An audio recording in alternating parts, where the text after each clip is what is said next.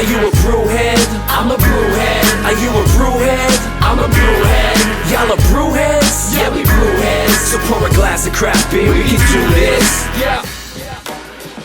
What's good, y'all? This is Cee, Certified Brewhead. And I am Nathan from NathanDoesBeer. And welcome to episode 173 of Beer and Other Shit, the podcast Adjunct series. Nathaniel, we have been saying it a bunch on the pod. We've had two main issues where we are messing up over the last couple of years, I would say. One is we haven't had repeat guests as often as we should have. But second, we had a whole bunch of pods, a whole bunch of phenomenal breweries that we haven't had on at all. It just didn't happen for whatever reason. And finally, we're making up for that tonight.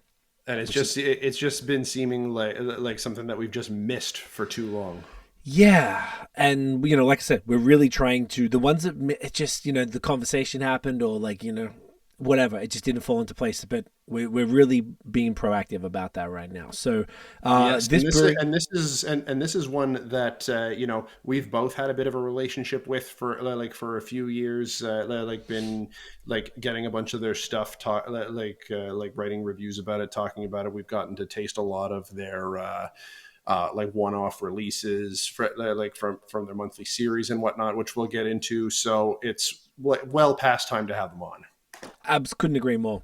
And mate, let's just get this going. So guys, let me just unmute there, make sure I do this right. Guys, please welcome Adin from Henderson Brewing in the building. Oh, I turned that down. Welcome, brother. First time caller, long time listener, I guess that would be fair to say. I think that would be very fair.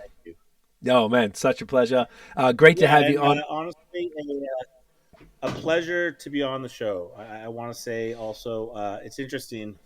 Coming out of COVID, you know, and we're in the festival business. Before COVID, there'd be a list of bloggers we would send beers to, and it would be, you know, 70 deep. And coming out of it and saying, "Oh shit, who should we send beers to?" You know, you guys are amongst the last standing that actually still kind of, you know, are there, you know, writing about beer, talking about beer and stuff. It really is interesting of how few people are left in it. So I want to tip my caps to you guys as well in all of this. Thanks, man. Thank you for that. I would never have picked that. I would have thought that maybe there's less, maybe like less people who are doing it seriously, like you're saying, writing about beer and all that stuff. There seems to be a plethora of Instagrammers and such, but maybe there's less on the more serious side, I guess. That's interesting. I think Instagram, you know, I don't think they're just focused on Ontario craft beer. I think that they're doing, you know, pizza one day, beer the next day, Alka-Seltzer the next day. I don't know, honestly, and I think, you know, it got to the point pre-COVID where, you know, there was posses, and, you know, when we were to send a release out, there was a list of 60 people, and then, you know, we came out of COVID and we're like, wow, we got a new beer we want to talk about in the press. Who should we send to? And the list got smaller and smaller and smaller. So I do think that you guys are important for our industry and flying the flag, and those left standing have a lot of respectability, not only from consumers and the trade, but also us brewery owners. So I you know, I'm shooting from the hip, but this is important that you guys are still doing this. I want to say that. Man, it's very cool to hear that from you. Honestly, I really appreciate that. Truly, it's. I think it's important. We all talk about beer. It's something that we really, really care about, and we really want to continue to thrive. And it's, well, I guess for all of us, it's probably the hardest time we've been through with beer. So it's kind of more important than ever that we are talking about it, talking about the issues, and talking about not just the new releases. I think that's great too, but like all of the other things around it, which we were talking about off air, which is super important. And yeah, man, it's great. We're really happy to have you on. And, you know, you guys have been really important in Toronto. Like you said, lots of cool events and sort of like, we're going to get into all this stuff, but, you know, taking beer to, I feel like you guys are a lot of a gateway brewery. And I think that is the types of brewery that gets the least sort of excitement and the least maybe props for the important role that what you're doing. Because if you aren't doing that, then who is introducing people to beer? I think that's, you know, really important. Yeah, that was the basis of my partner and I's business, to be honest. We, you know, I guess, yeah, we can talk about that. I'll and our paths that Steve and I took for sure. Love to hear about that. So first things first, we're going to start off with the only beer that we should be starting off with, which is your flagship right here, Henderson Best. Fantastic. Yes. Oh, wait. Let's give this bad boy a clap. God damn it. There we go. Round of applause. Yeah. Look at that. I like Henderson's that. best, y'all. Classic. So yeah. So what can I say? When my partner and I were starting the business, we really respected Steam Whistle. We really respected a lot of what Greg Taylor built there, and we wanted to build a sister brand to Steam Whistle. We wanted to build an amber ale, which really, to be honest, wasn't a sexy style of beer whatsoever. It drew some inspiration easily from London Pride, but there was Rickard's Red. And it's funny to see that, honestly, 8 or 9 years later, it's still kind of the only amber in the category. And really, from bars and restaurants, at its peak, it was probably before COVID in maybe 400 places around the province. It always met a portfolio approach of being an amber. People needed an amber. There was Rickard Red before it. There was Granville Island Pale Ale. And Best kind of survived. And we always sold this in as like, look, it's not going to be your top 3 selling beers, but it's not going to be your bottom 3 selling beers. And there's going to be a lot of people who are going to come in, just want a pint of Best. And, we're really, really, really proud, to be honest, to say that 8 years later, it's still, if you rank it in the craft beer category at the LCBO through, whatever the ranking system is, it never really falls below 50 and never falls below 70 and never really rises above 50. It just has a role to play. And we took a lot of heat at the beginning, calling it Best. My partner came up with it. Everybody was like, what the hell are you guys doing? It's not the best. We obviously took it from a slang, how about, old breweries used to do it.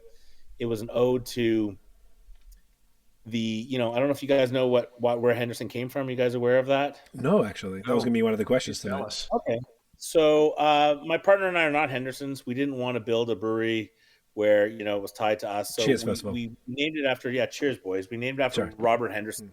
Robert Henderson was the first brewer in Toronto. So the story goes, in 1804, the drinking water in what was York, Toronto, was undrinkable, and the only people really stationed down in York region were the British troops. And because they couldn't drink the water, the British government allowed them to have 6 pints a day, which is where the Molson Company 6 pints came from. Oh. And Robert Henderson was one of the few brewers in Kingston who was bringing his beer, his sort of traditional amber ale, ESB, what have you, to the troops of Fort York and serving them. And he realized, this is insanity. Why don't I just build a brewery in Toronto? So he built a brewery. It is what is now Sherborne and Adelaide, so kind of modern day Cabbagetown. And he was the first brewer in Toronto to supply the troops directly from Toronto. And then, to be fair, and I got to be careful who I tell this to, but Robert Henderson's wife left him for a richer brewer, and his brewery burnt down, and he died. But we don't really tell that story very much. But this is a modern interpretation of what we felt he first brewed. And just to tie the loop, we launched it as an ESB, an extra special bitter, because that's what the beer was. And Torontonians and Ontarians saw that beer on the menu and freaked the fuck out and couldn't handle it. And we changed it to amber ale, and the beer kind of took off from there. So they couldn't handle ESB. They couldn't handle the word bitter. Not necessarily there's still lots of bars that still call it bitter, but we changed it to an amber ale and tweaked it slightly, made it a little sweeter, a little less bitter, and the beer is what you see today. Gotcha. Honestly, that makes so much sense. In my head, this was always the best bitter, hence Best. Yeah. And I think the times I've had it back in the day, it was always the best, and I guess the amber ale was more recent. So when did the change happen? Within 2 years, organically, restaurants started to put it on their menu as amber. So, so quite a while ago. That was it was coming out of licensees. I mean, when we launched it in the LCBO, it was a 650 ml bomber back then, and that was the style, and it was Henderson's best bitter. And we had it kind of, honestly, guys, it happened organically. It happened from our customers, and it happened from, most importantly, the bar partners that are still with us today. They are like, listen, guys, we love the beer, but people aren't digging the word bitter. Why don't we go with amber ale? And we said, what the hell, like, you got to listen to your customers. And we went with amber, and then that's what it is, today. And we're proud to say it's arguably the number one craft amber ale in Ontario, and one of the few, So that's awesome. We're very proud of that beer. And it was, listen, guys, it was an incredibly unsexy beer to launch 8 years ago when we were in a double hopped year sour 360. smoothie shakedown. I mean, you guys know that better than I do, but my partner and I just felt that, that market was taken care of. We both grew up, my seminal beers growing up, if I think about it, were Sierra Nevada Pale Ale, Sierra Nevada Torpedo IPA, Nice. Stone IPA, these West Coast, I grew up in Vancouver, these West Coast IPAs that were just so wonderful. So yeah, we launched with a bitter. We got annihilated by the press and by a lot of other breweries, but we're proud to say that we're still standing today, and it's kind of gone in the other direction. So it's been nice. I love that. That's awesome, man. And look, for the record, I love amber ales. I feel like they for me were my first favorite style back when I started doing the beer selfie thing in 2011, and it was because it was when you started looking around. There wasn't that many. Like you went to the LCBO because I'm trying to get. It was called 365 days of beer, so I was trying to get 365 in a year, and I kept it going, and hence the pod and stuff. But the first run was domestic lagers, then you moved on to European lagers, and by the time I was poured shitless. I saw my reviews come up on Facebook Memories, and I'm shitting on like Pilsner Urquell like an idiot. I had no idea what I was talking about. And then as soon as I discovered ambers, I'm like, yo, some flavor finally. And I feel like they were arguably, if there was to be a gateway beer, like they were my gateway beer. So I have like a super soft spot for them. I really love drinking them, and I feel like they don't get the props. And they're not sexy. They're like, people call them like old man beers, but I'm an old man. Look at my beard. It's love this. Well, I think it's I'm a beer guy. We can talk about my background. I've drank beer my whole life. I've been through several cycles. And when I go down to the States, our oldest lives there playing baseball. But when I go to the States and, I go to these, Total Wine and More, which are Costco's of alcohol, I now leave with, Sierra Nevada. I leave with Bell's. I leave with Stone.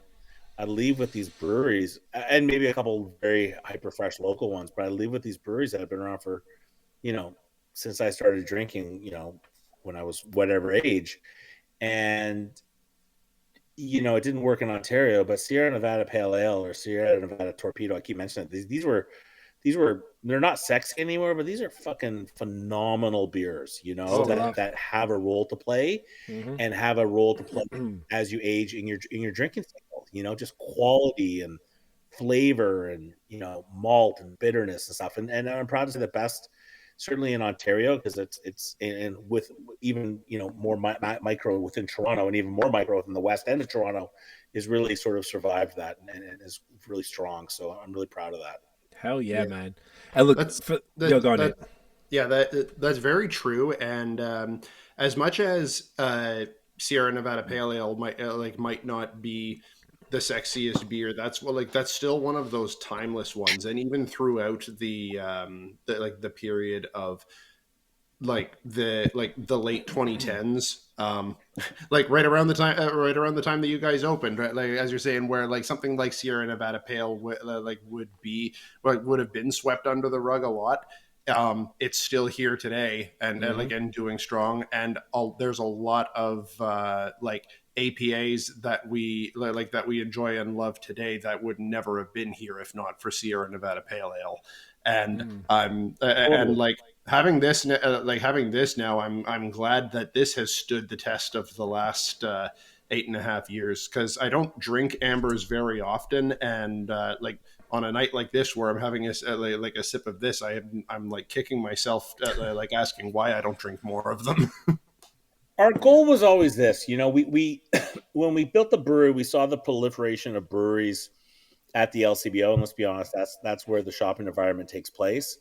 And we saw, my partner and I, Steve, comes from a consumer research background, and we watch people, and I'm sure you guys as well, you go to people's houses and you're kind of in the beer industry, and you'd open their fridges and there'd be 12 beers, and you'd be like, why did you pick this beer? And they don't even know what they picked.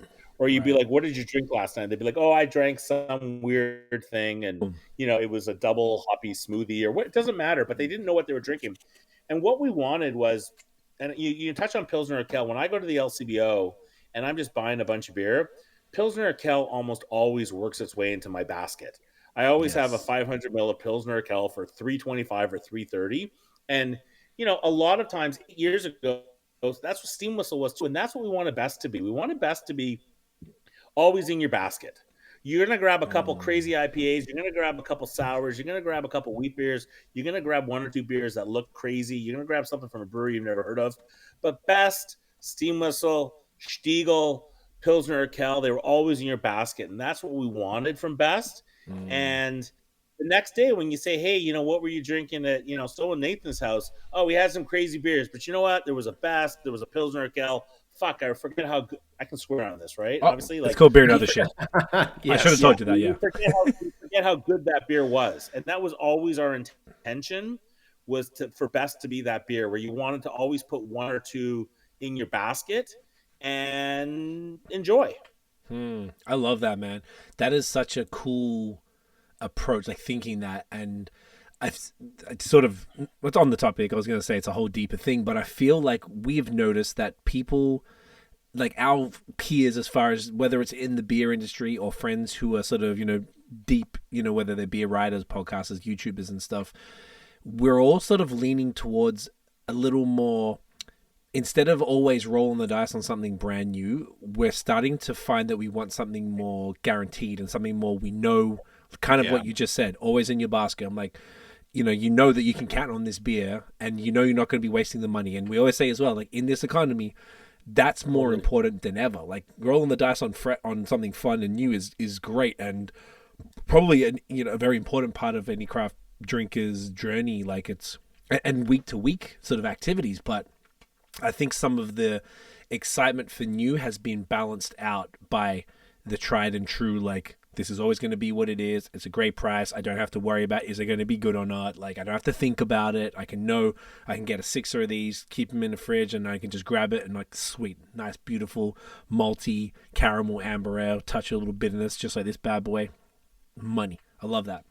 It's such a cool way to think of it. Yeah, thank you. And that is what we set out to be. And we always knew, and, you know, so when I was the sales guy, and, you know, still am to a degree, but we go to bars and, you know, like, let me give you an example. I don't know, the Rhino, you know, the Rhino in Parkdale. So the Rhino, when they took on Best, we'd be like, look, you know, you got 20 taps. This is not going to be in your top 6, but it's not going to be in your bottom 6. This is going to be number 7 or 8 or 9 or 10. It's going to do a keg, maybe 2 kegs a week. That's it. It's not going to do your 5 or 6 kegs. And it's not going to be your 1.5 kegs. And you're going to have regular drinkers that come in and just want Best. And we would sell it as that. We would sell it as, you need an amber on your portfolio. You've got 5 lagers, you got 4 IPAs, you got 3, you know, smoothie beers, sours, you got a stout, and it's survived the times. You know, it really has. You know, through COVID and you know, through our sort of, you know, Henderson 2.0, we call it.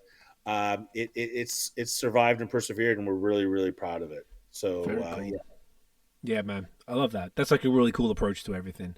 The beer itself, I think we didn't really talk about it, but yeah, man, all those things I just said, those adjuncts before, it's like, it's so smooth. It's 5.5, super smooth.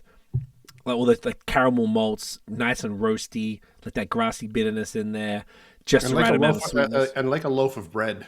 Yeah, it's money, beautiful head too. Like, it's such a pleasure to have this beer. I found that it works. I find myself wanting like an amber ale or like a dark lager, some sort, whether it's a dunkel or a dark lager, like in my, if I'm drinking, I really prefer it to have those in there, and I feel like it balances things out for the evening if I'm going to have a bit of everything, you know, some like whatever, like a Pilsner and some IPAs or whatever. Like, it's great, and this is, like you said, one of the most like you say, it's probably the biggest and probably one of the, is it the only, you said, in Ontario? Look, there's lots of breweries that do an amber ale, but there's no other breweries where it's the flagship. And gotcha. You know, look, if I don't know, Flying Monkeys launched an amber ale, it would probably triple our volume. But it's tied and trusted. Like, it's still, you know, we get lots of calls from bars and restaurants in Toronto, which is where we focus, saying, hey guys, I just want Best. And we're like, what about Pearson IPA? What about Figo Italian Pilsner? What about this? And they're like, no, I have all that. I just need an amber ale. Thank you very much. Love that. You know, so it's filling the gap, truly. Yeah, absolutely. And that's how you know, we were pretty gutsy to do it, and we're proud of it. Beautiful. So it's just a bar call now, you know, pint of Best. You can walk into a lot of bars and say, pint of best, and they know what you're talking about. So we're very proud of that. Fantastic. That's a great achievement, dude. So then you sort of touched on a few things, but love starting off the pod with this. Tell us about your personal sort of beer history, and then move that into sort of how the brewery came about. Sure. Born and raised in Vancouver. I was always the guy behind the keg at university and stuff like that, pouring things. Went traveling. And then I was supposed to go to Australia. I broke my foot in India or Nepal, came back. And, my parents said, what do you want to do with your life? And I said, I think I want to make beer. And most parents would say, you're fucking crazy. And my parents were very supportive. So my dad said, look, you got a working holiday permit. This is sort of 1996, maybe, to get your ass to Australia. Why don't you see if there's any brewing schools in Australia? So at the time, it's obviously a proliferation, Niagara even. There was only 5 brewing schools in the world. There was Heriot-Watt in Scotland, which is a 4-year degree in distilling. Mm-hmm. There was Siebel in Chicago, which is a very technical school. There was UC Davis, which was a fermentation degree in California. There was the place in Australia, which since went bankrupt, and there was this program called Brew Lab, which was in the University of Sunderland. And so I weighed them all up. I was accepted to Heriot-Watt, but that was a 4-year degree where you basically are a lab technician. And they're like, I went and, took sciences at University of British Columbia and got like 18% in biology. So that really wasn't an option. And both the U.S. programs, Siebel and UC Davis, were like, yeah, you can come down and work for 8 weeks. And if you want to work at a Gordon Biersch brew pub or, Terrapin or something like that, you can pay us to work because you're Canadian. And there was this program in Sunderland. I don't know if you guys know where Sunderland is, but it's just south of Newcastle. There's a amazing show on Netflix called Sunderland Till I Die. It's kind of like coming to Canada and moving to Moose Jaw, to be honest. So, so in 1999, I packed up my bags. I moved to Sunderland, England, which was like, I stopped talking because it was, they'd never seen a Canadian up there. It's a football mad crowd. And I did a 6-month course at the University of Sunderland, and I got a diploma in British brewing technology, so cask beer. And then, the program led me to believe that I was going to get a job, and I had to pay my way, and I had a permit to work. And they basically said, hey mate, we'll get you lots of work for free, which wasn't on the option. So I picked up Roger Protz's Good Beer Guide, which I don't know if you guys are familiar with. It's a real ale guide that's about this thick. And I drew a map south of Manchester, and I applied to every single brewery south of Manchester, over 300. This was back, I was sending faxes back in the day. Wow. I got off the job in Shrewsbury, which is in the Midlands near Birmingham, which is where Pete Postlethwaite is from. He was in The Name of the Father. He was also the lawyer in The Usual Suspects, so he was a well-known actor. And then I ended up in London running a brew pub for a couple of years, and honestly, boys, I was the worst brewer of all time. I can't change the light bulb. I got stuck in tanks. I broke shit. What became clear lagers became hazy lagers. I pretty much trademarked hazy lagers because I couldn't use the filter, to be honest. And I was working for a company called Freedom Brewing Company in London, which was well ahead of its time because they were the only craft brewery making lagers. And the managing director realized that I was a shit fucking brewer and offered me the sales job. And I did that for a couple of years. And then I ended up in a roundabout way working for John Sleeman. And I was selling Sleeman beer in the UK. So I was selling Sleeman, I was selling Polaner, I was selling Cruz Campo, I was selling Fruli.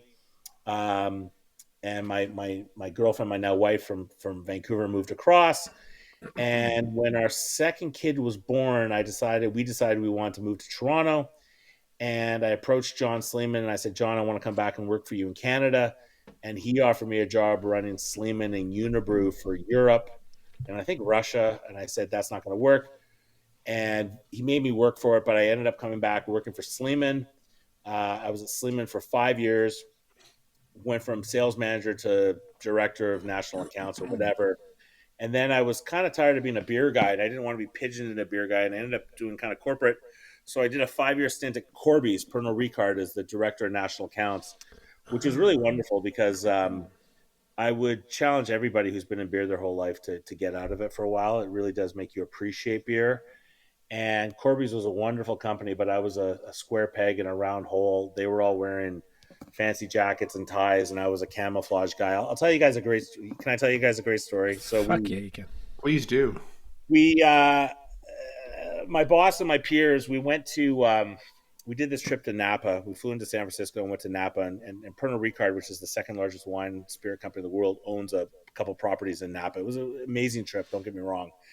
And we ended up in this little bar one night in Napa. We've been drinking all day. We've been drinking sparkling wine. We've been drinking Kenwood, Chardonnay, Kenwood Cab, wine all day, and Irish whiskey. And then we go to this little dive bar in Napa Valley, like this little fucking dive bar. And they have 3 beers on tap, and one of them is Pliny the Elder. Yes. And I got to tell you, this is 8 years, 10 years ago. Pliny was nowhere, right? Like Pliny still, like this is, when I go back to California, my fridge is Pliny, and it was on tap, which, the brewery in Sonoma was 20 minutes away. And all my colleagues who I love very much were drinking, Jameson and ginger. And I had a pint of Pliny, and I said, look, guys, like, Pliny the fucking Elder. Like, I don't care about Jameson. Like, this is Pliny the fucking Elder on tap. I actually think the other beer on tap was like Bullet Bourbon. Like, that's how ridiculous it was, right? Wow. And anyways, it was frowned upon to drink non-competitive products and stuff like that. And that's sort of where I realized I had to kind of go back into the beer world because, Pliny is, I mean, I probably had one 2 weeks ago. It's just the best beer ever. We talk about Sierra Nevada, but Pliny is just. Have you guys? I mean, it's just the best. I have a box of Pliny for President waiting for me at my New York post box. I'm going next week, and I'm going to send some to Nate. I'm excited because it's the double dry hopped one with different hops. Yeah. So it's the great. I've got the sign down here. And to answer his question though, like Craig, because you have had Pliny before, right? Yeah, a few times. I have not yet. I've not had the pleasure. You know what? So my oldest lives in California, and you can buy it at the grocery store there. It's for the first time ever. It's not limited to two bottles a person, and Craig will tell you, it just delivers every time. The balance is perfect. The ABV is perfect. I think it's 6.6 or 6.7. It's 8%. Is it 8? There you go. But Blind Pig is 6. Like 8% beer, right? Not. And it's just And here's the thing I'm going to tell you about Pliny, which I respect more than anything. It's always fresh. Like they pick their retailers. You don't buy a 4-month-old bottle. Anyways, I had Pliny. They were upset. And that's when I made the decision to go back to the beer world. So luckily I partnered with this wonderful gentleman, Steve Himmel, who we have a long history. In fact, I'm a big Grateful Dead fan and Fish fan. And when I was at Western in the mid-90s, his band was the main band that would tour around and sort of do Dead and Fish covers. So I actually had a T-shirt without knowing it was Steve from his band. And then when we were both at Sleeman, he was a consumer research guy that was consulting there. We were the two guys who were into Sierra Nevada and the Grateful Dead. So we kind of bonded. Nice. We started an import company, which is a terrible business. And then we started Henderson together. So that's kind of my roundabout way in beer. It's been my passion, my love. So always been on the sales side, and then that's sort of been my driving force. I don't sell anymore. I throw events, but that's been my driving force around my life in beer. So it's been 16 years in Ontario. So 5 at Sleeman, 5 at Corby's, and then really 8 at Henderson. Plus the UK stuff too.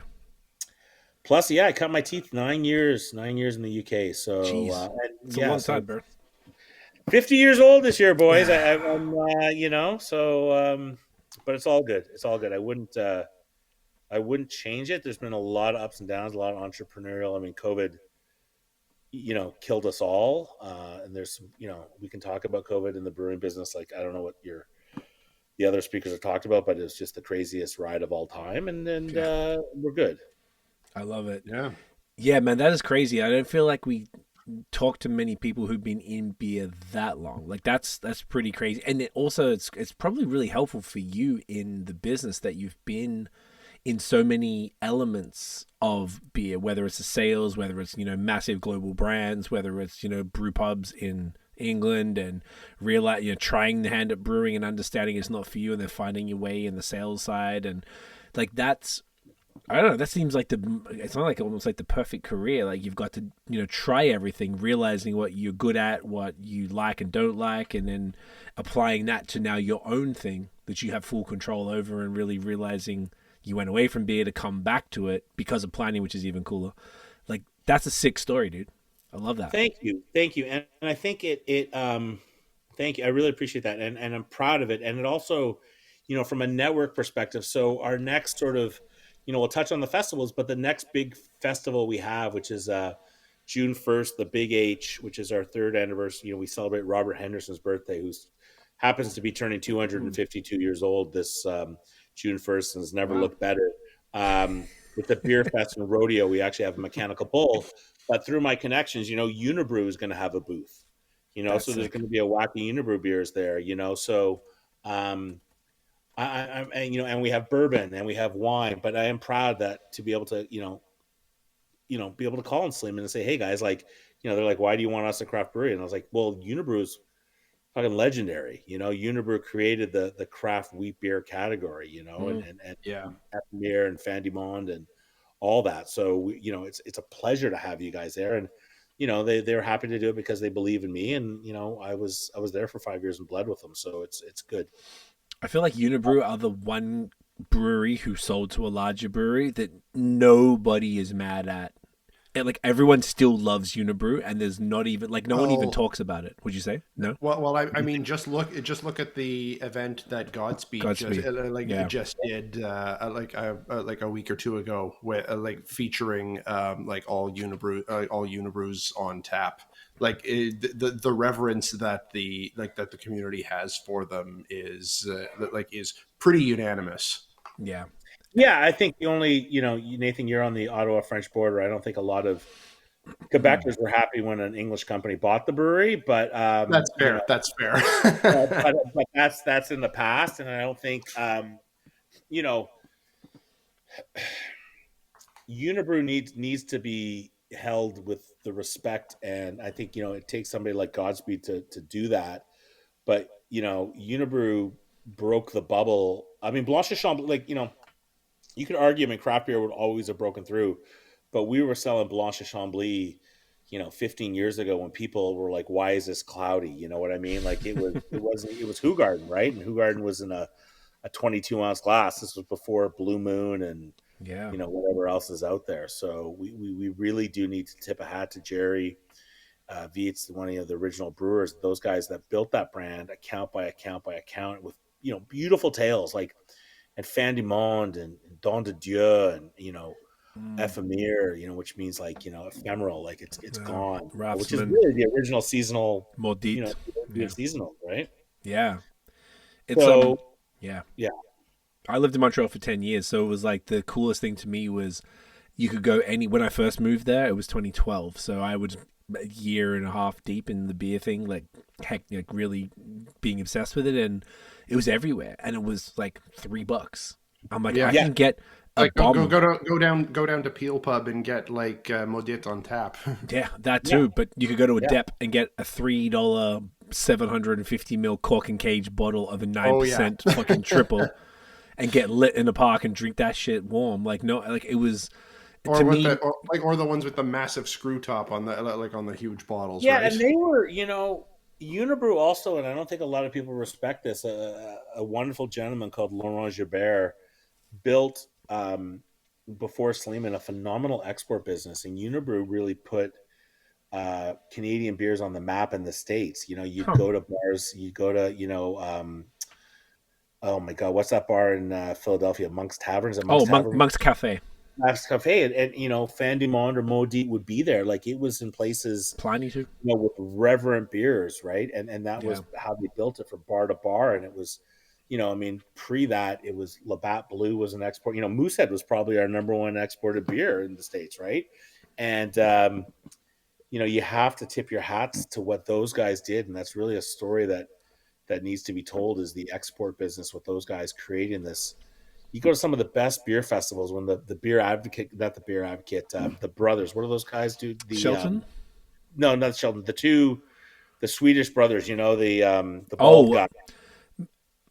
Not Mikkeller and Evil Twin. No, Beer bloggers. They would throw festivals. throw festivals. Maybe it's Beer Advocate, the Beer Advocate guys. And you Probably, go yeah. to festivals, and Unibrew would be there with, I mean, this was the Dogfish Glory days. I always talk about the States because I always felt Canada, because of the way our beer gets to market, was always been 20 years behind. I think it's just always been the way. Yeah. So, anyways, yeah, it's been a career. It goes in turns, and yeah, it's been good. I can't complain. Yeah, that's awesome, dude. I love it. Hey, go for it. Go, Nate. You know what? This seems like a good point to maybe look at the next beer, because that Henderson's Best was so good. My glass is empty here, boys. Yep. So it's time to crack the next one, I think. I love this beer so much. It's fucking fantastic. It's so good. I guess since we're on the pod talking about it, like, this is so, like, I would always say for the beer nerds, like more hectic beer nerd, this shit is so underrated. And if you're newer to beer, this will get you into it. It's like a quintessential version of the style. It's like local as fuck, and it's I don't know. I think it's just fantastic. I'm really glad we started off with this one. Always a pleasure. Thank you guys. Thank you for real. What was the next one again? I know we're. I think we'll move on to the Ides. There's two beers. There's Meek Joe and Strong Joe. Mm-hmm.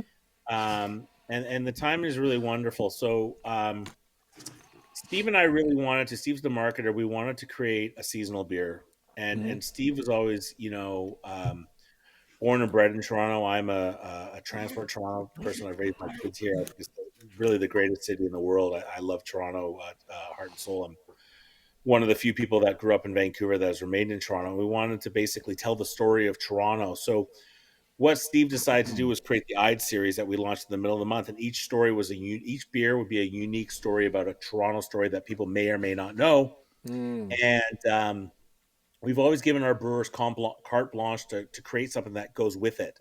So our very first beer was called Dear Toronto, Go Fuck Yourself, which was a love story from Vancouver about how people in Vancouver think that Toronto is the center of the universe, but it grew to some wonder. Like, I mean, there's this, I don't even know where to start. There's the story of Casa Loma, which is when sonar, which changed the course of the world, World War II. So I don't know if you know this, but the Germans were winning the war because of the U-boats and the their submarines, and the Allies were constantly trying to their scientists were trying to figure out sonar. How do we track these submarines? And like modern day warfare today, the Nazis were killing the scientists. So what they did was the Allies took the best and brightest and moved them to Toronto and put them in Casa Loma. And every day they would go in there and pretend they were painters fixing Casa Loma. And what they were actually doing was creating sonar, inventing it, which changed the course of the world, because the Allies were able to figure out where the subs were, the German U-boats, to sink them. But from that story of, I mean, it's just so rich. And so what you have in front of you today is the story of Joe Shuster, who was he was on the staff at the Toronto Star, and he's more famous for creating Superman. So he basically created the story of Superman, which, is the modern day story. So we challenged our brewer, Trevor Cox, who's a really underrated, wonderful brewer, to create Meek Joe and Super Joe. So he made the same beer, but one of them is 10% and one of them is 3.5%. And I'll tell you guys, this is Ides 96, and we have 3 more Ides, and we're going to get to Ides 100, and then we're calling it a day. We're actually launching a book, which is being published, called Toronto in 100 Beers, and it's going to be the story of our entire Ides. And Tony Halmos, our art director, who's designed every single one. Yes. And we're calling it a day. So we've told 100. We will have by August told 100 stories about Toronto, ranging from sports, Lanny McDonald, to the Toronto Toros and Frank Mahovich, to the Northmen, which was a failed USFL team, to stories, musicians, Jerry Garcia, Frank Zappa, how Geddy Lee got his name. We'll talk about Rush in a little bit. The wonderful story about Frank Zappa and the mother. So do you guys know who Bob Ray is, who was the leader of the Liberal Party? And Bob Ray was a concert promoter, actually. Okay. And 1982, Frank Zappa and the Mothers performed a concert at U of T, and they took the grand piano and filled it with shaving cream and then played it. And Bob Ray and Frank Zappa got banned, and we got a cease and desist from Frank Zappa, and it was addressed to Bob Ray, courtesy of Henderson Brewing Company. So amazing, amazing. We're not quite Blood Brothers, I would argue, is leading the league in cease and desist, but we were the kind of but we've told stories about Christy Pitts. We've told stories about that's my spot. Mel Lastman. We've avoided the Ford family, thank God. But so we've told this rich thing, and every time we would tell stories. So we sit down with our brewers and we say, okay, Trevor, we're doing a story about Superman. What do you want to do? And he's like, I want to brew a Clark Kent beer and I want to brew a Superman beer. One's weak and one's strong. And as long as they're not totally out to lunch, we let them do it. So this is what you guys see in front of you. I think I sent you Meek Joe, which is, a traditional session hazy IPA, and then Strong Joe, which I'm drinking, which is a triple IPA. Okay. The Ides have been incredibly important, but we're done. We're done. Like, we have our next 3 stories, and we're still going to launch seasonals, but no more stories about Toronto. Yeah, that's Meek Joe, and then Super Joe. There's Clark Kent and Super Joe. Yeah. So there we go. Now we got both of them. Wonderful artwork. Tony, our one of our partners in our business, art director, is just fucking brilliant. So our Ides of, you can go online and see the entire thing, but we're calling it a day at 100. All right. I'll tell you a little story of my introduction to the Ides series, and actually kind of my introduction to Henderson. Back in what must have been 2016, 2017 or something like that, when I was kind of just starting up my craft beer Instagram, and I had a subscription to Brewbox.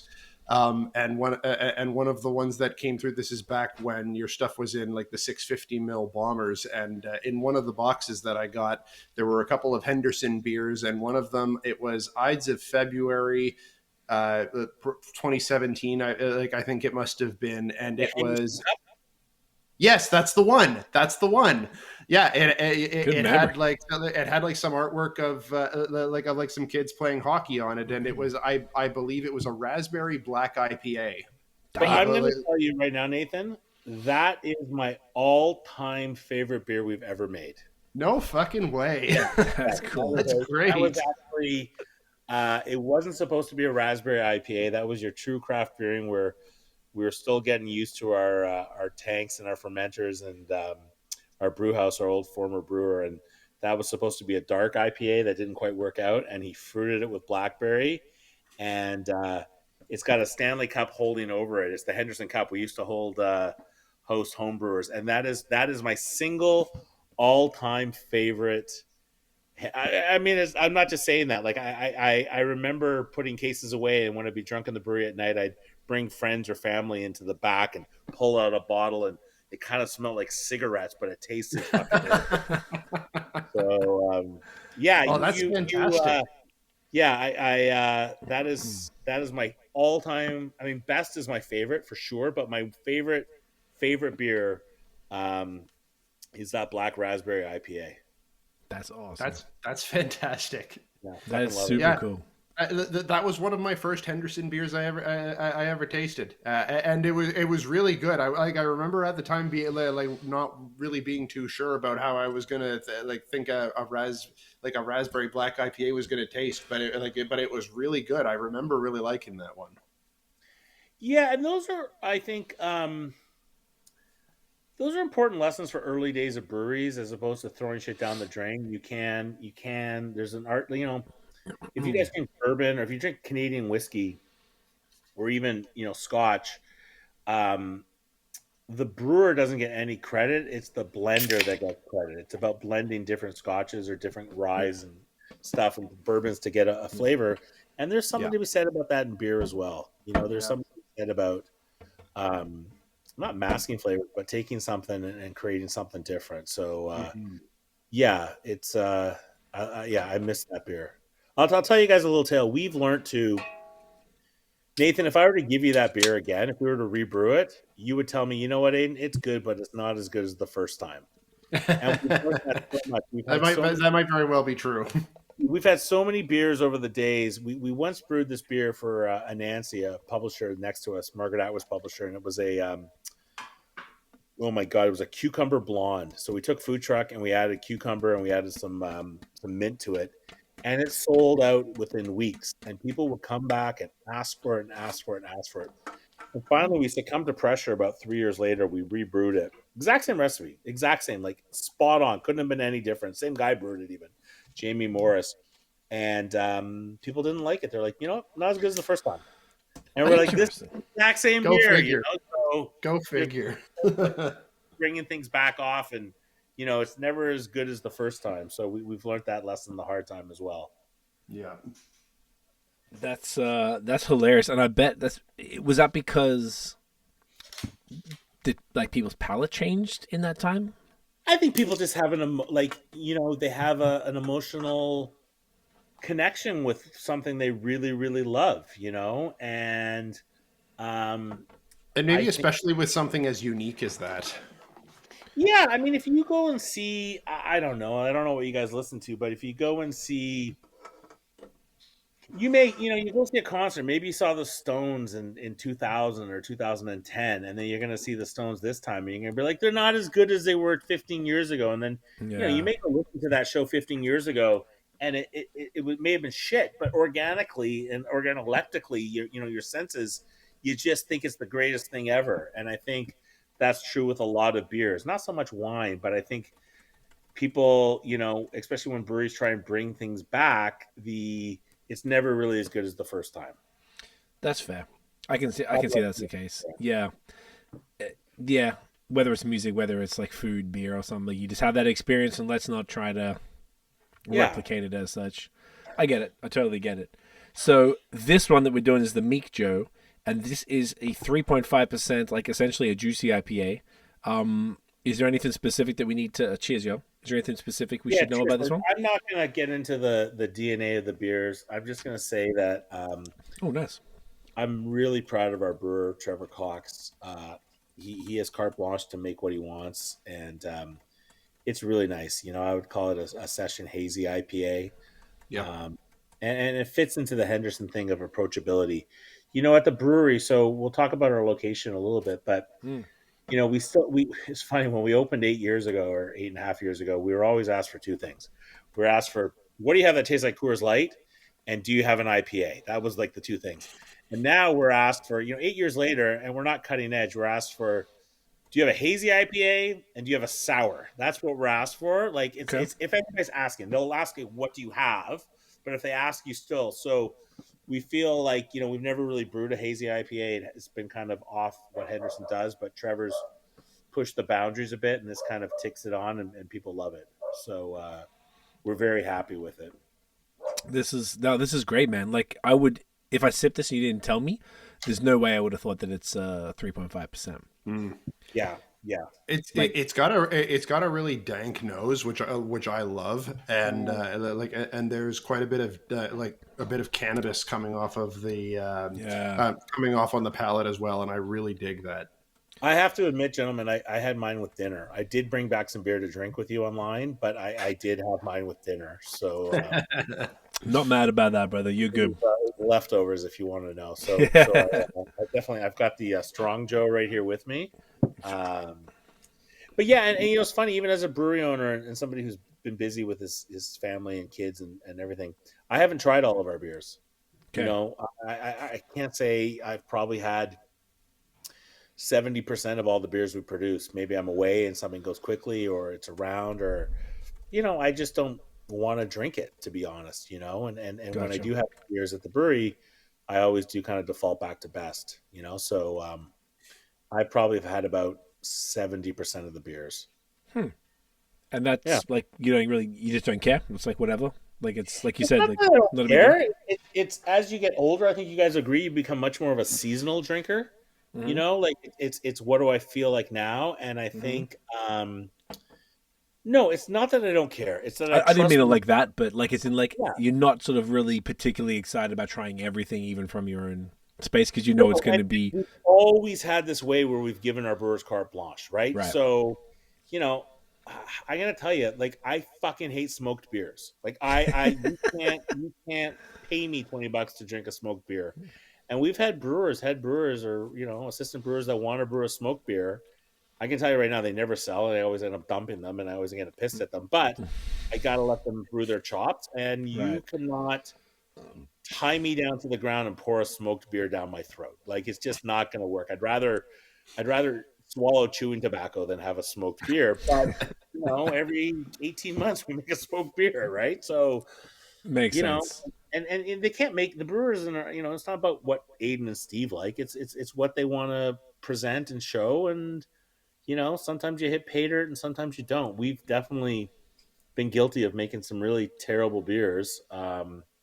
I'm not going to lie about that. Like, it doesn't always end up being a home run, Right. or a triple even for that matter. So it's just getting rid of those beers as quickly as possible, whether it's down the drain or blended into something else.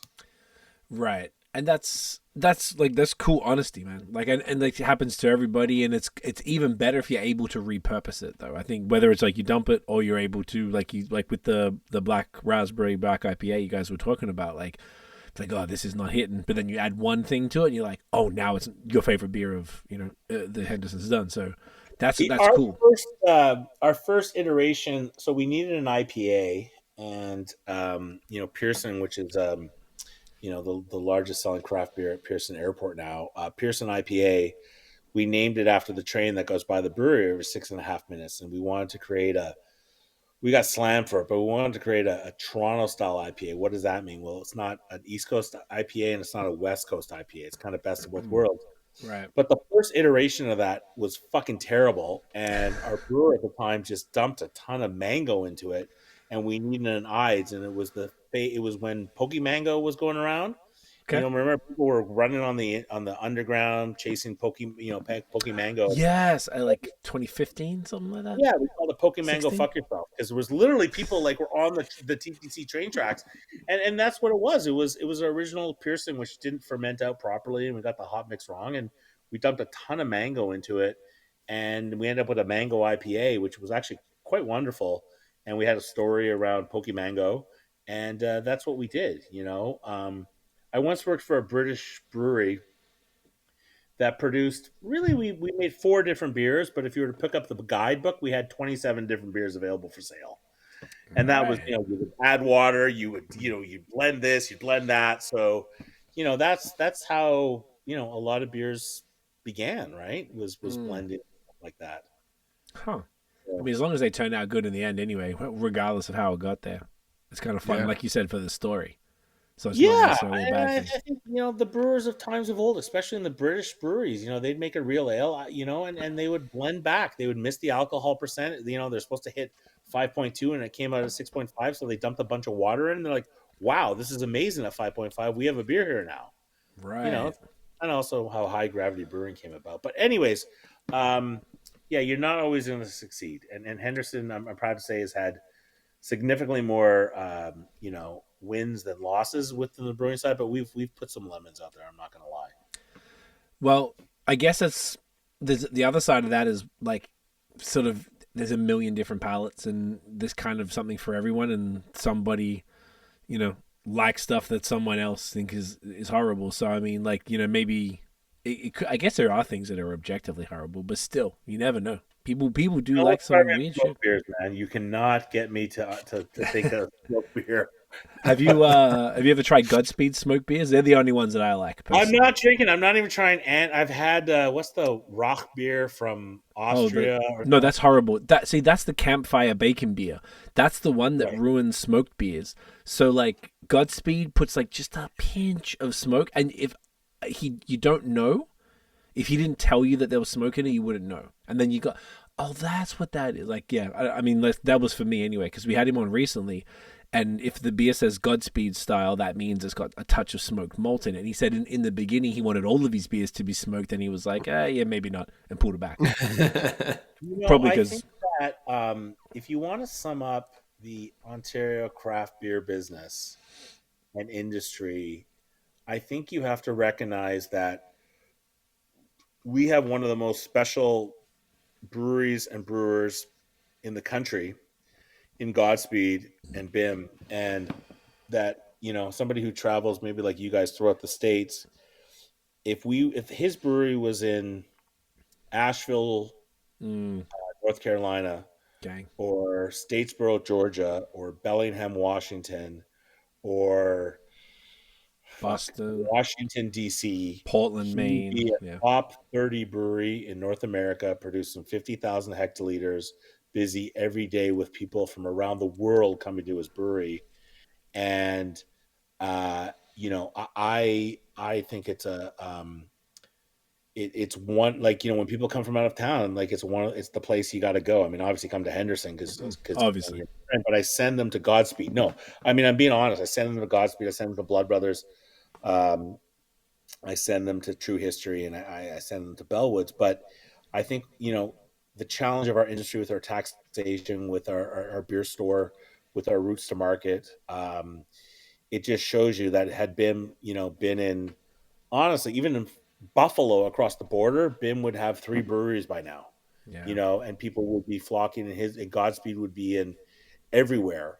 And that's kind of the challenge that we are, obviously being Canadian, but also being in Ontario, with our licensing, with our routes to market, with our taxation. And I tip my hat to the beer he's made. And I go there with reverence when I'm on the east side, which, driving from Toronto to Toronto can take 4 hours now. So I rarely Tell me about it. And now the Gardner, the 1 lane, is fucking taken out. Yeah, you can't actually get to Henderson. That's the funny thing. You got a better chance of getting there from a helicopter to than anything else. So it's insane.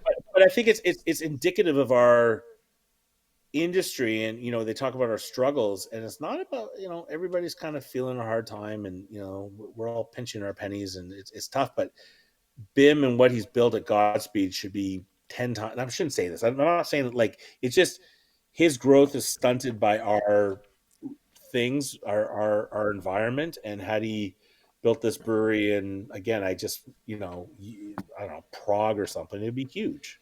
Yeah. It would be this monastery that people from around the world would flock to. And I'm not saying they don't, but they don't, just because that's just the challenge. Yeah, you're right. Since I've been here, it's interesting you mentioned that specific thing about multiple locations. So when I was in Montreal, we would go to Vermont all the time, and very, very few breweries have multiple locations. Zero Gravity, now Burlington Beer Co. has a couple, but like most places just have the single. I go to Buffalo every month now, and it's almost like every other brewery. Like now, like Mortalis from Rochester has a second one there. So does Frequentum, and then fucking Big Ditch opening a couple spots, and I feel like all. I mean, look at Community Beer Works, yeah, and look at People's Pints. I mean, both of those breweries started out with the same ethos of beer for the people, home brewers, and everything. Community Beer Works has a location 1.5 times the size of Henderson, and People's Pint had to shut down, had to fundraise for a glycol unit. You know what I mean? And if you go to the original Community Beer Works 8 or 9 years ago, it was small. And Big Ditch, yeah, absolutely. And it comes down to our taxation. They pay, don't quote me on this, my partner can rant on. They pay 13 cents and we pay like $30. Like, it's not even fun. That's out of control. So, it's really sad though. When you actually go there and you're seeing, which location am I going to go to with the brewery? That's like all of these ones that are opening up from across the state, and getting it from either, whether it's multiple in the same city or different ones. Like, Mortalis has 2 in Rochester alone, and they're out there. I'm like, this is amazing, and it's really fun to go and visit. I'm like, there's hardly any breweries. You could definitely count them on one hand, a fraction of one hand, in Ontario alone that have multiple locations. So it's like, it's a real shame. That kind of is a nice segue to some shit we were talking about off air that we could sort of touch on now. It's probably a nice one. So it does really suck in the way that things are hampering breweries here in Ontario. I know there's been the big push from the OCB about the taxation stuff, and I know there was a bit of a win recently on the federal side, but that doesn't really move the needle in the same way as the provincial side would. I know they were comparing I believe, once again, maybe when you guys could correct me, but it's like say 10 cents in Alberta per can or pour or whatever, and it's like $1.20 here. And if you add that up over the tens of thousands, hundreds of thousands of units, that's a lot of fucking money. And we were talking about the new thing, the MFA, the Master Framework Agreement, ends in the December 31st, 2025. And what that's going to do now is open up convenience. It's going to open up all grocery. And you made a point off there, Adin, that personally, I imagine Nate hadn't either, that I hadn't even considered. I'd love to chat a bit about that, because that is, sure, it's fucked up. So I think there's a lot of giddiness and a lot of people honestly hanging on in our industry, waiting for the master framework to fall apart, thinking that shit, I'm in Loblaws. I'm in my 48 locations, and Loblaws may end up with 1,000. So my distribution is going to go from 48 to 1,000, and my volume is going to go through the roof. And what I was saying is nobody is thinking about the fact that consumption is not going up. The fact that the beer store may fall apart, but there's call it 1.3 million hectoliters of beer in Ontario. Just call that. I haven't looked at the Canadian beer stats, but there's 1.3 million hectoliters, and that's slowly been declining. Although in fairness, what they're not counting is the bottle shops, or more importantly, the breweries selling out their front door, including Sleeman, Mill Street, Creemore. Like, they all sell beer out the front door, right? So Henderson, who sells, I don't know, call it, well, before the partnership, probably 30% of our beer out the front door, that's not included in any numbers. But there's still a decline in volume. So just because distribution points quadruple or quintuple doesn't mean to say that Nathan's going to go from drinking 6 beers a day to 6 beers a week to 17 beers a week because it's more widely available. And I think that there'll be this huge increase in volume as we build distribution, but then it's just going to sit on the shelf. Like, you're going to have the likes of, you're not going to go into every single one of your Loblaws and suddenly say, shit, you know what? I need 2 beers right now so I can go drink it in the park. Like, you're still, life goes on. And we also have this other thing going on, which is the generation of, my kids, my oldest is 19 now, that, let's be honest, don't drink beer. Right. And that is something that they may get into beer, but they're either much more health conscious, or they're smoking weed, or they're not my kid. My kid's an athlete, but they're drinking RTDs, they're and the gateway beers you talked about earlier. What's a gateway beer anymore? Like, they're not getting their hands on Henderson's Best. They're probably getting their hands on Michelob Ultra, that's their gateway beer. So all I'm trying to say is, I think there's a lot of people holding out for hope that things are tough, they're going to get better. But honestly, if you look at the underlying statistics and the demographics in Ontario, we have a huge influx of immigrants, which is wonderful, but they don't necessarily drink beer in the same way that Canadian, that people from Ontario do. And again, the hardcore beer drinker who maybe drinks 24 Bud Light, just because Bose Light is available at his corner store, doesn't mean he's drinking it. He's still going for his Bud Light or his Coors Light. So I think it's really important to recognize that, Scott Simmons and the OCB have done a phenomenal job, and the Master Framework Agreement is going to blow up. And there'll be other ways that craft brewers can benefit, bottle shops, and there will be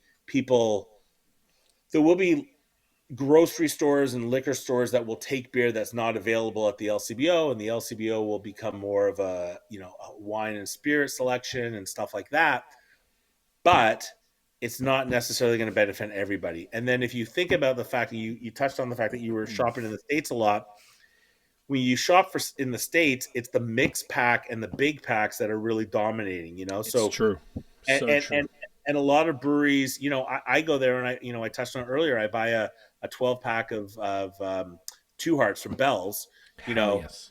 A lot of breweries can't make 12 packs. They can't. They can't do it. They don't have a glue gun, for God's sakes, right? So it's true. It's totally true. So if you want to play ball with Costco, you got to be building 48 packs and 72 packs and multi packs, and you can't be just bundled. You got to be in sexy boxes and stuff like that. So there's a whole other shoe to fall here, because right now you can deliver to the beer store, you throw a pallet of beer in the Brampton DC, and it's a single can on the shelf and whatever, So it's going to be a really challenging environment. And let's be honest, the macros have micro brands that they'll be able to move quickly with multi packs, pack up sizes, combination packs. I'm really proud. Bench and I have a pack in the LCBO that's 3 Bench beers and 3 Henderson beers. Nice. A collab pack, we call it. And I think that is the way forward. And we have to look to the States and grocery stores And if the grocery stores, do anything well, it's merchandise, Yeah. So I just think that there's even a bigger wake up call coming for it, and there's going to be winners and losers. And guys, you're not going to walk into Costco and buy one can of a beer. Like No. you're with your shopping cart, you're pissed off. You're buying a 24 pack, and you're looking at the price. And if there's a 24 pack of Mill Street Organic, and the other options are Carlsberg and Bud Light or whatever, you're picking up the Mill Street, and that's your beer for the month now. You know what I mean? That's right. And Costco's not going to sell one can of anything, anyways. No chance. Or a 6-pack. It won't even sell a 6-pack, right? They're about big packs, right? No. So it's about what breweries can do that and all that kind of stuff, So I do think that there's going to be that's going to be the real pinch, to be honest, in the Ontario brewing scene in particular, is those that can pack up, that can merchandise properly. Shit.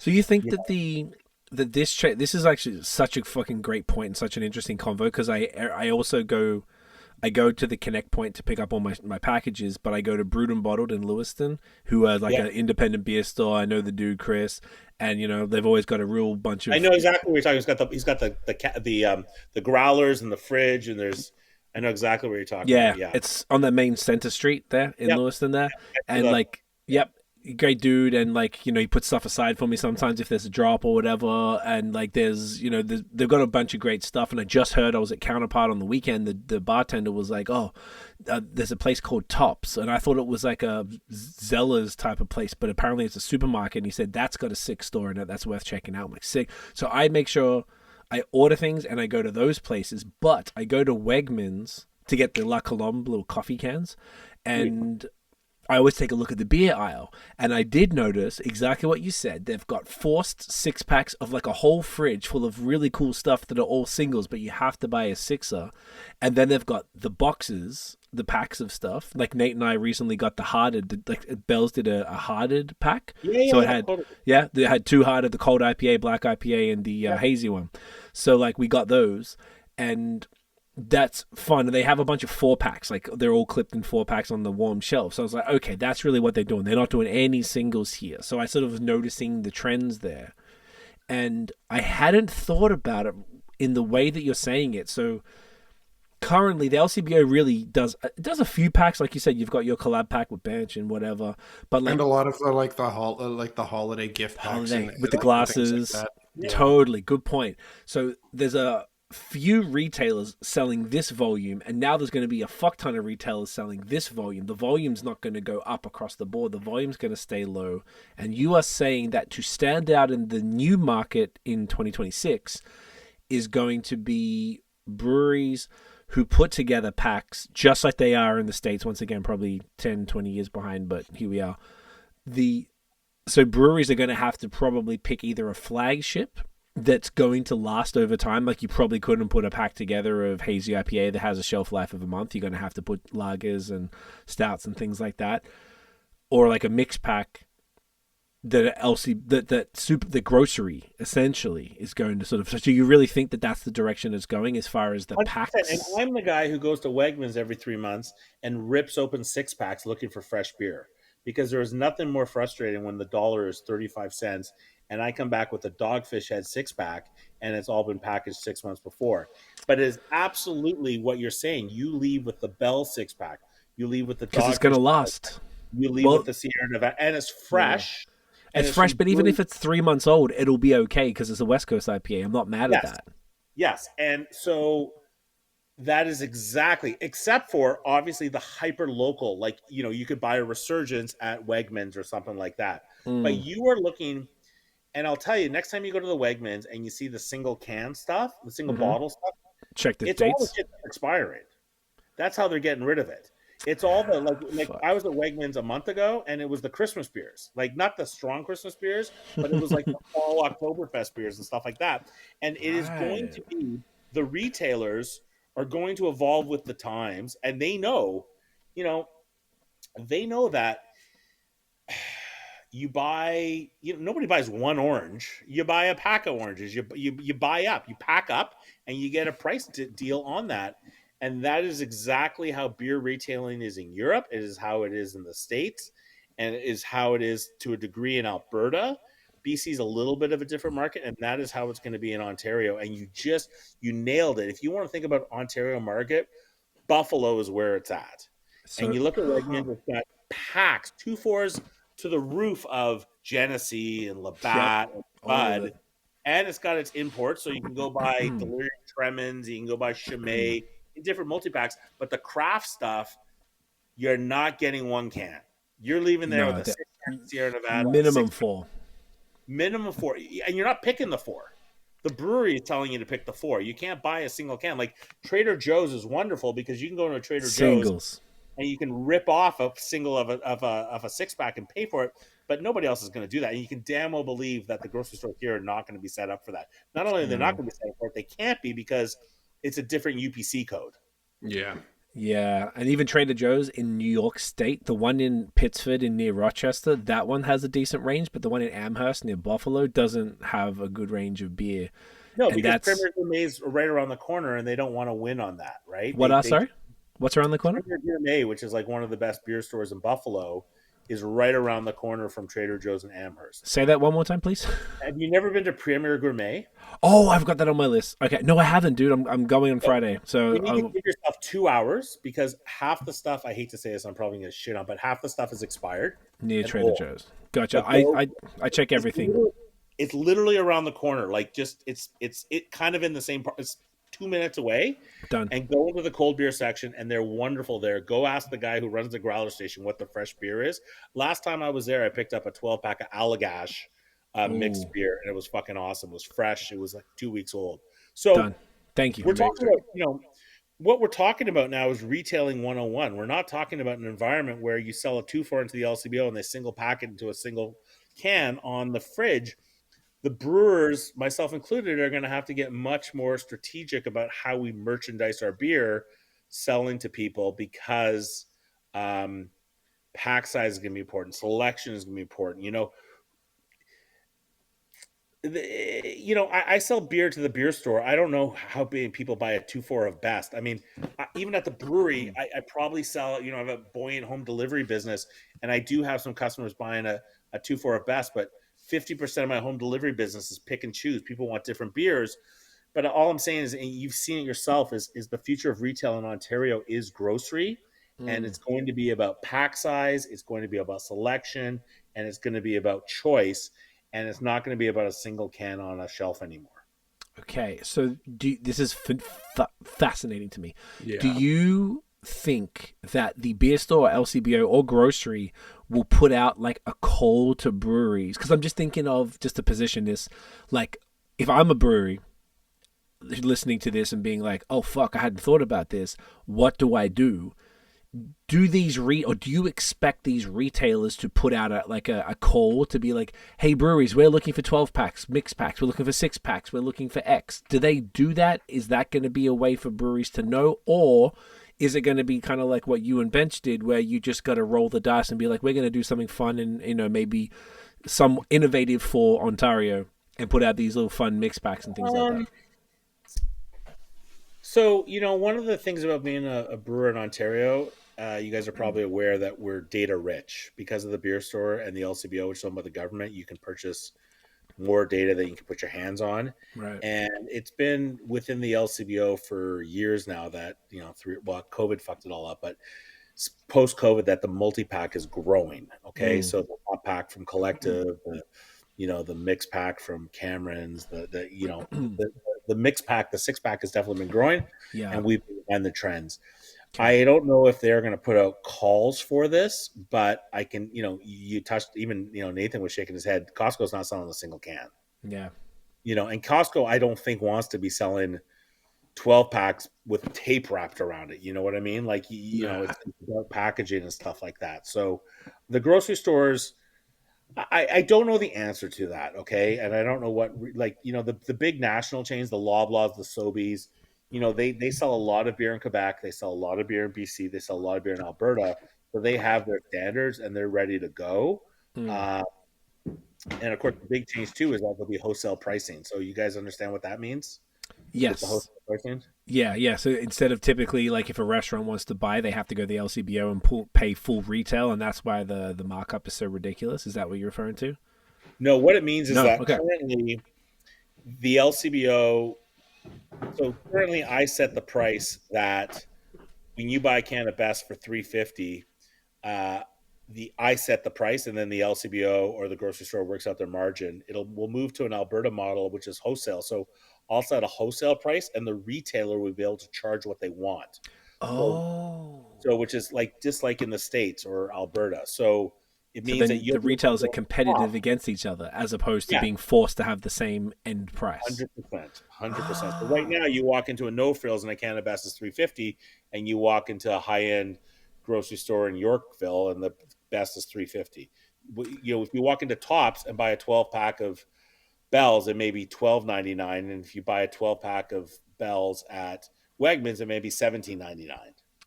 So Oh. grocery stores are also going to be able to set their pricing, and they'll be strategic about it. The Interesting. grocery stores.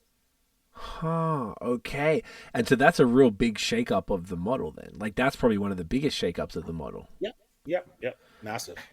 Interesting. Okay. So then, do you think the breweries that are going to like win or succeed moving forward in the 2026 plus market are going to be the ones? Do you think the multi packs are going to be the move? Whether it's a Costco thing, like say you could put Best in short cans, for example, and put that bad boy in a case and do 24, 36 or something like that, as opposed to the tall boys. I think that innovation and packaging, so liquid always wins. Okay, let's be honest. Okay. Liquid always wins. The beer has to be good. That's the entry point, right? Like Okay. you can't brew out of the beer has to be good. Assuming you have beer, what is going to happen in this market for some breweries, not all breweries, like there's a lot of, wonderful, fucking amazing breweries in this province that can charge whatever they want for their beer and people will buy it. And, I respect those breweries more than ever. You talk about Other Half. Like I think that's a classic example. It's a 4 pack for $19 or something like Yes, that. reasonable. Yeah, you can. It'll be about packaging, it'll be about selection, and it'll be about pricing. That is the model, which is the States. That is the States to a degree. And then it's going to come down to consistency. And then if you think about it, also one of the benefits of the Ontario market, I'm sharing with you guys from a manufacturer standpoint, is the single can allows for trial. But you said the other day, like you picked up the Bell's multi-pack. Like, would you have picked up a Resurgence multi-pack or a Brewery X multi-pack? Probably not. But you love Bell's. Two Hearts is fucking good. And they have a session IPA, a hazy IPA, a strong, so you shop within that brewery, within that store. So reputation quality is going to become even more important because your price point is not taking a guess on a $5 can. Your price point is now, is this really worth $50 to buy a 2-4 or whatever the hell it is? Even if it's not a 2-4, even if it's a 6 or a 12, like say if you forget Costco on the larger volumes, even just like a mixer pack where back in the day, like in 2011, 2012, I used to buy the Mill Street ones where they would be 6 bottles. They would have 4 of the same. They would usually have organic, the stock ale, tank house, and some other shit. And then they would have 2 new ones. And I would buy every one every time. And I used to go like fucking what's the thing called, tobogganing at Christie Pitts. I used to live 1 block from there, so that was like when you said that before, like that was like my hood. I lived like 5 blocks north of Christie Pitts. No shit. Okay, I lived at Bloor and Ussington, literally next to the station, and the bus used to come around and idle at the front of my house at 7 in the morning, wake me the fuck up every day. It was a bitch. Yeah, but my boys cut their teeth playing baseball at Christie Pitts. So hell yeah. Okay, so so that's like. But yeah, I mean, I know what you mean. 100%.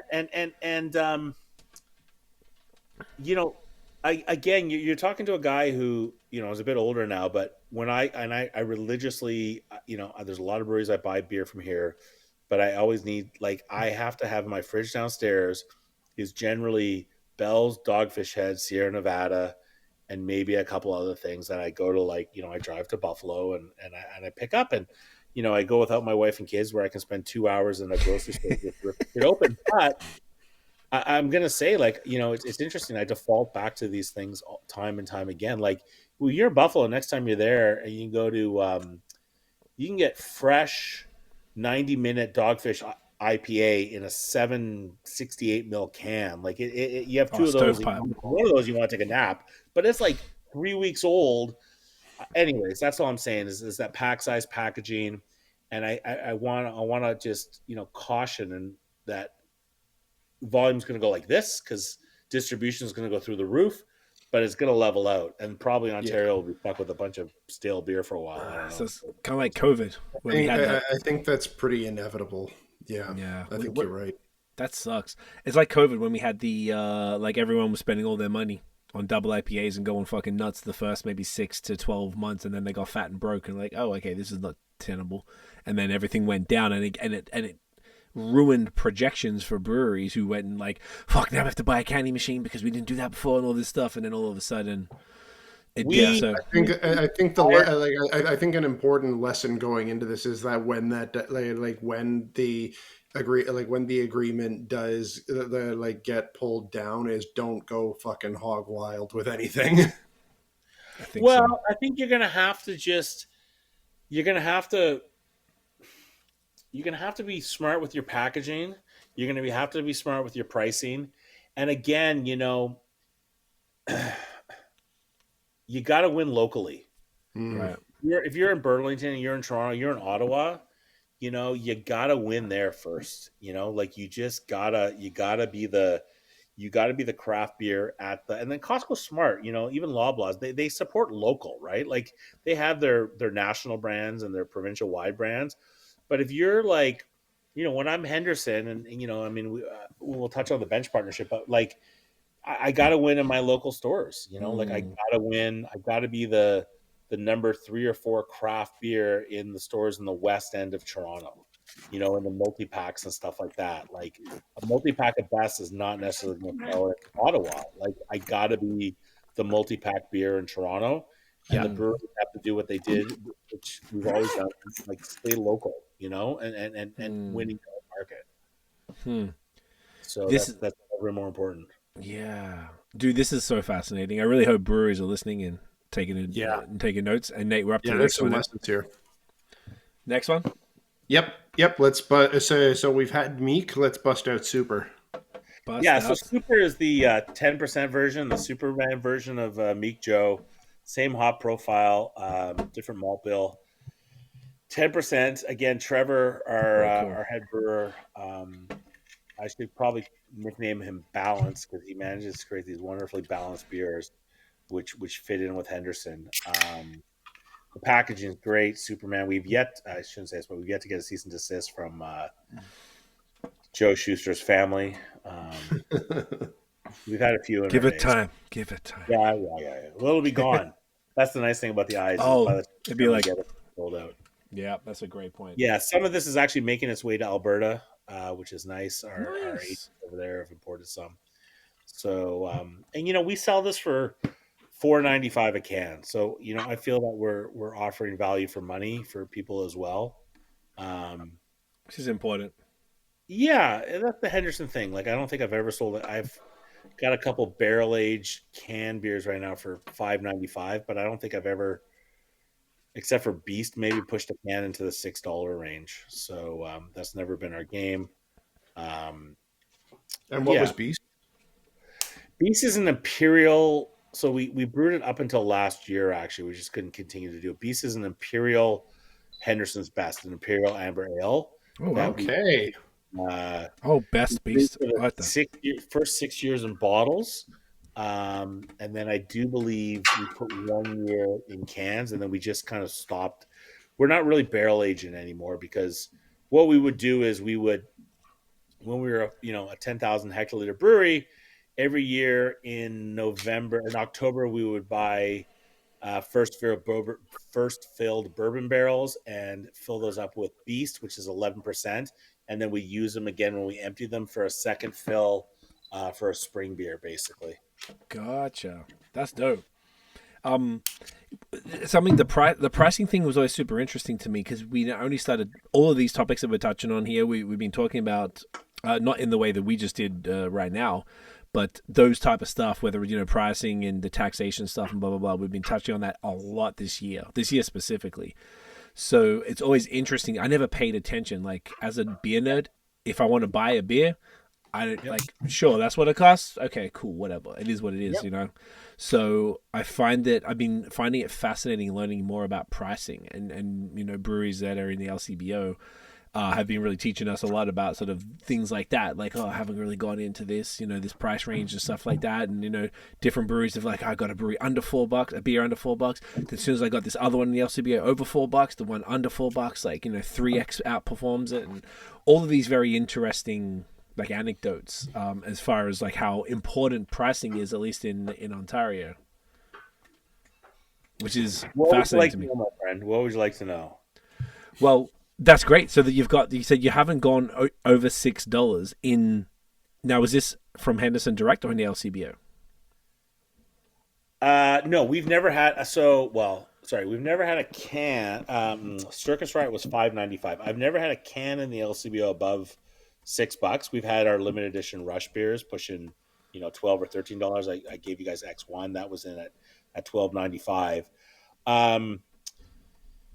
How can I say this? Before COVID, pricing was irrelevant. People bought beer, like you said. They bought beer because they wanted to buy beer. You know, and you asked them what was in their fridge, how much they pay, and they didn't know. We noticed a trend amongst our employees coming out of COVID. Cheers, boys. That you know, our employees who would drink, you know, support breweries in Toronto and stuff, it became important to them, and they started to say things like, you know, I'm not paying $6.50 for this can or anything anymore. Right. So pricing, we've always wanted to make ourselves accessible. So Henderson's Best has always been, I think it started at $3.20 and then it's probably at $3.50 right now. Okay. Food truck, I think, is at $3.20, which is our chug-a-lug beer. But we kind of, to be fair, in the tap room, I stick within bands. So a beer is either $3.50, $3.95, $4.50, $4.95. You know, and if I've got a 10% beer that my yield was terrible, or, you know, I think Meek Joe, Super Joe here, the beer you're drinking right now, is I think $5.50. And that's also the economics of a beer this strong and the yield that we get out of a beer like this. So,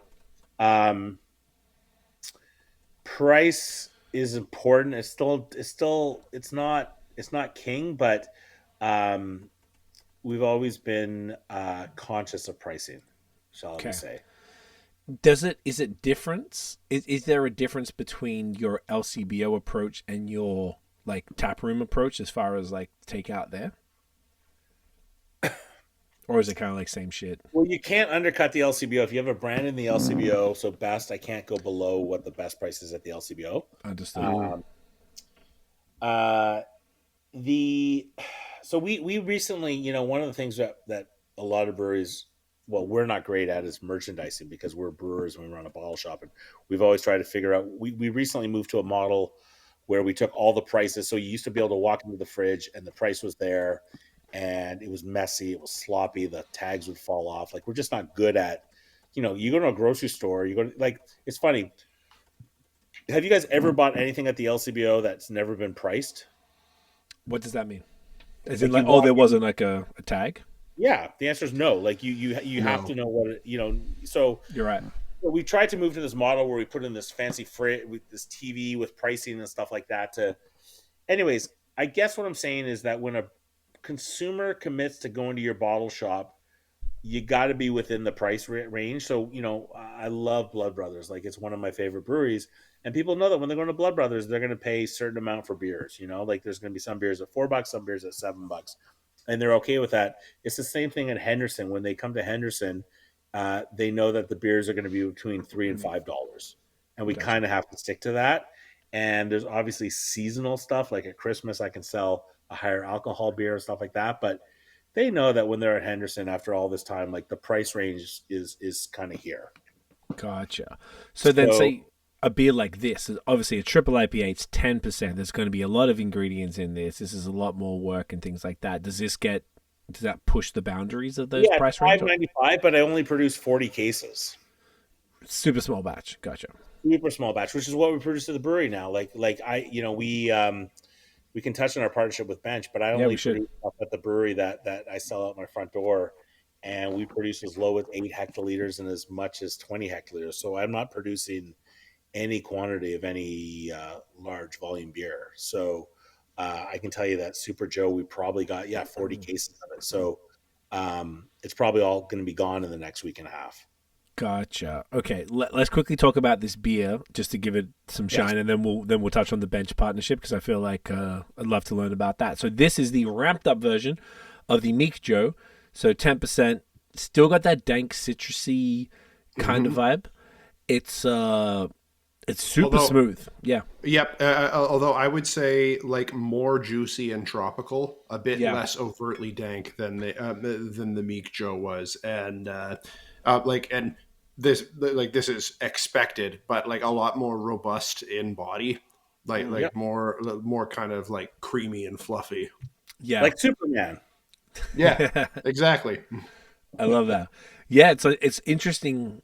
It's super interesting to try them side by side as well, like the sort of the lower and the higher of the same type of thing. But yeah, they're very different whilst being kind of you could tell it's sort of the same ilk as such, but it's like ramped up, very drinkable because 10% IPAs can go either way, I find.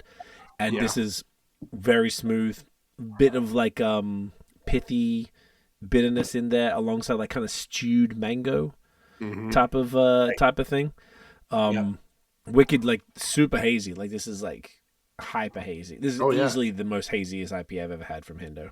Yeah, that's thick. Yeah. Fair to say. I don't think we've ever made an IPA this strong.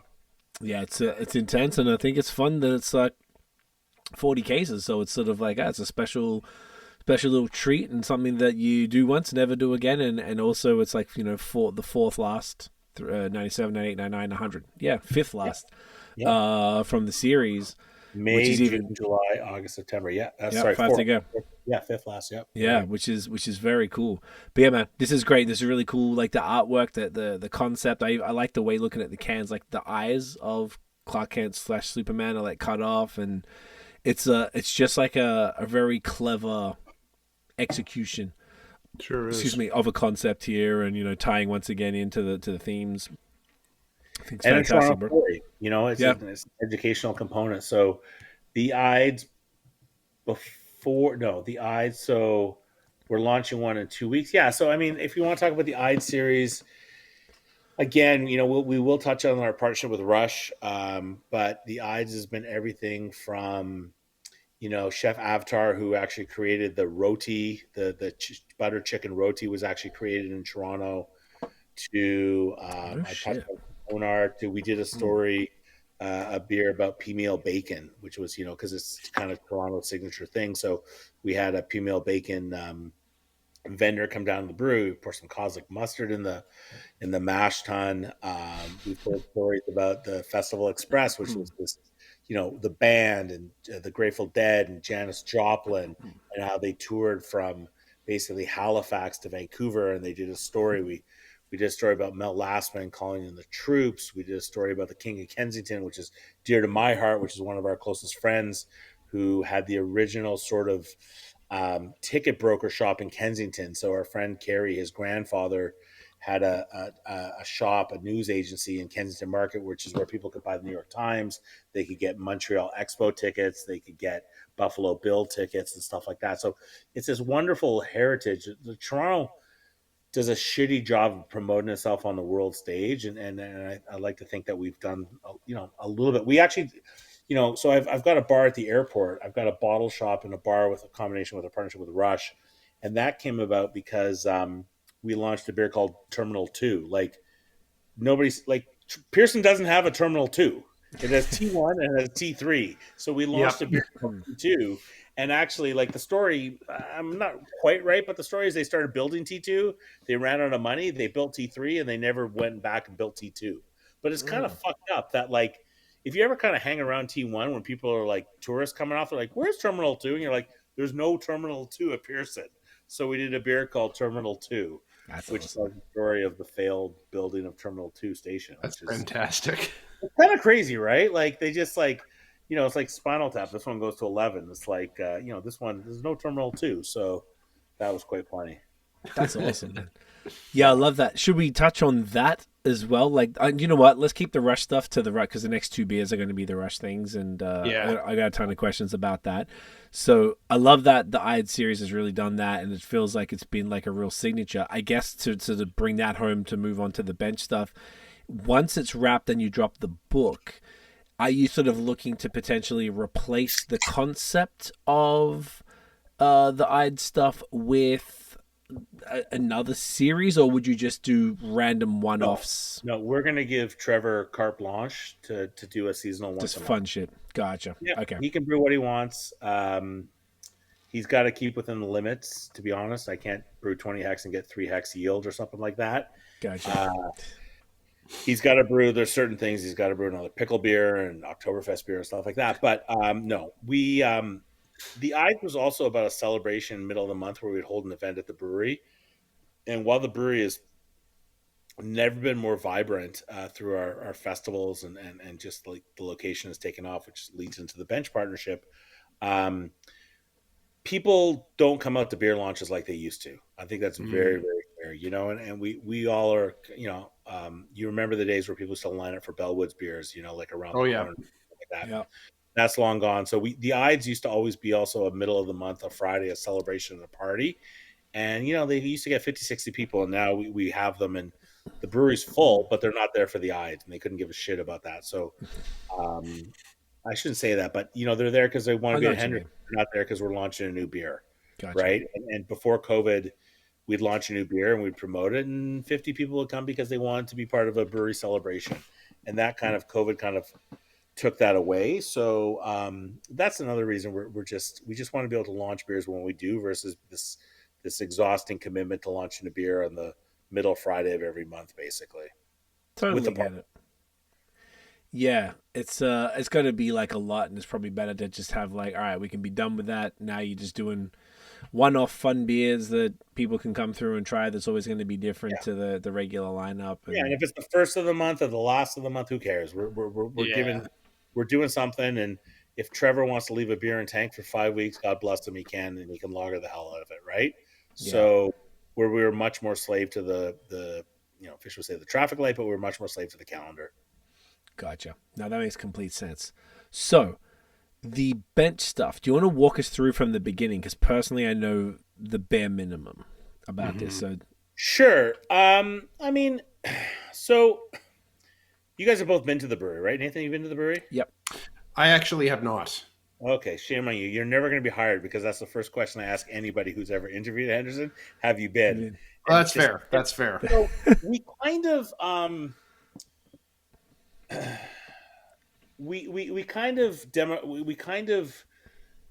we were part of the rejuvenation of the area, and we were kind of responsible. I'm not going to say for our own success, but Henderson being there, the area used to be this kind of empty zone where we were very industrial, very kind of factory driven. We have Nestle to the north of us, and this building which became the Museum of Contemporary Art, but before that was a rave house and stuff. And basically we were kind of off the grid. And through Henderson, through the Drake moving in, and which is now Chironi's, we kind of gentrified ourselves almost out of the area. So what became a wonderful location for an industrial brewery, which could produce 10,000 hectoliters and have 5 or 6 trucks, we very quickly, Steve and I built this business where it was a mad rush to 10,000 hectoliters, which we always felt was what the brewery could produce.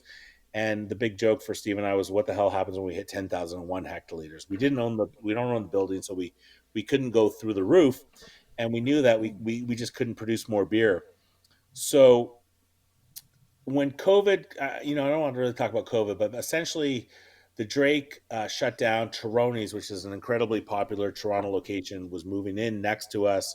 The area is it's not the next Liberty Village, but there's condos going in. There's offices going in, the Museum of Contemporary Art, hipster coffee shops, all this stuff, and traffic lights everywhere. We were being challenged with getting trucks in and out of the location, and it came to the point where, we couldn't even get if Chironi's had a customer and they parked in the shared parking lot, and they're wonderful partners, but if they parked in the wrong location, the malt truck couldn't get in. So we realized that the writing was kind of on the wall. The second point, coming out of COVID, there was this huge buildup for event space. And what we did have was this wonderful location at Sterling Road that was just ripe for events, whether they're, inside or outside. And there was this buildup for festivals, for weddings, for bar mitzvahs and stuff. So Steve and I were always looking for a partner to essentially work with. And through the Rush partnership, we produced these one-off beers, starting with Moving Pictures, that were 10%, 11%, built around Getty's love of wine that could be aged for 4 or 5 years. In Henderson, we didn't have a bottling line. Like, it was not in our bread and butter to do this. So we approached Bench and Matt about 4 years ago to start producing these beers for us. I guess maybe 3 or 4 years ago. Anyways, make a long story short, Matt Giffen, as you may or may not know, Bench is a wonderful production brewery down in Beamsville that has an opportunity to grow tons and tons and has lots of capacity. We could not continue to brew our beer at our location. We'd hit capacity. We were having an obscene amount of problem getting spent grains out the door, getting raw goods in. So at the time, we basically made the decision to go from a production facility to a brew pub model, for lack of a better term. And we struck this partnership with Bench, where they now brew, produce, and distribute our core beers.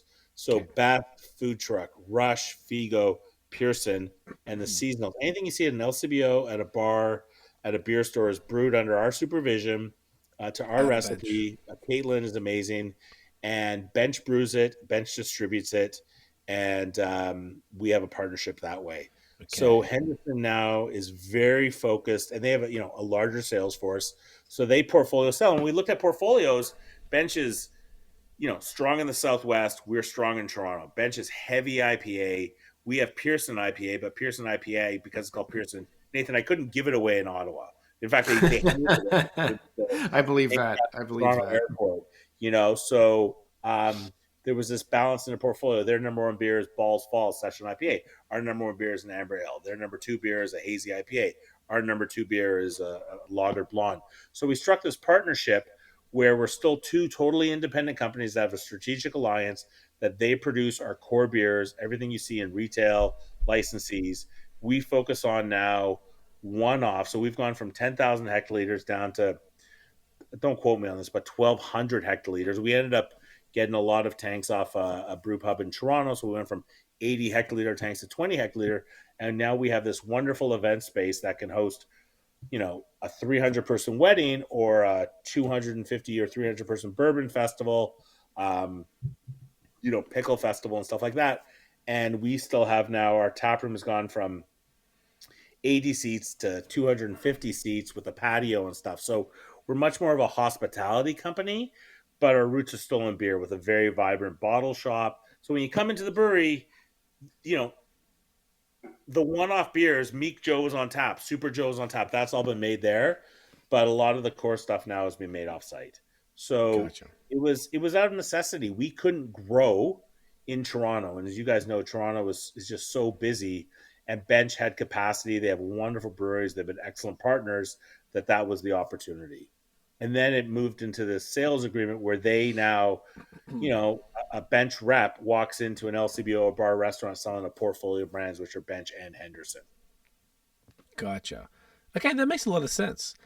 That was sort of what I'd heard, but this is much more detail. So this is, I mean, look, that's dope. And that does suck about Toronto because, to be honest, living here in Hamilton, every time I have to go to Toronto, like on Sunday I went, it took just as long to get from Hamilton to, say, like Lakeshore than it did to get from Lakeshore to downtown.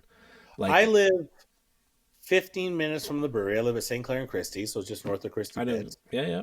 And I every day take Waze. I have to load in Waze because I don't know where construction is going to be. Like, Toronto is an epic disaster and a fail as far as I'm concerned with infrastructure and construction. And so bad. We I mean, honestly, I couldn't even get trucks out of the, like, I think about it now, and it takes me sometimes 15 minutes just to get out of the brewery. So, what became our biggest strength, which was this killer location, instantly became almost one of our biggest weaknesses as we tried to continue to build distribution. So it's not built for for the larger vehicles. Like if you had you're saying even in a passenger vehicle, like a regular car, you're struggling. So imagine driving a big ass truck where you've got grain or Yeah, cars beer. can get in or out. You're stuck in traffic, but you're stuck behind a lorry, like the British term. Like so, when a truck would come around and make a turn, if a customer had parked in the wrong direction, they couldn't make the turn. So So then the whole street is held up.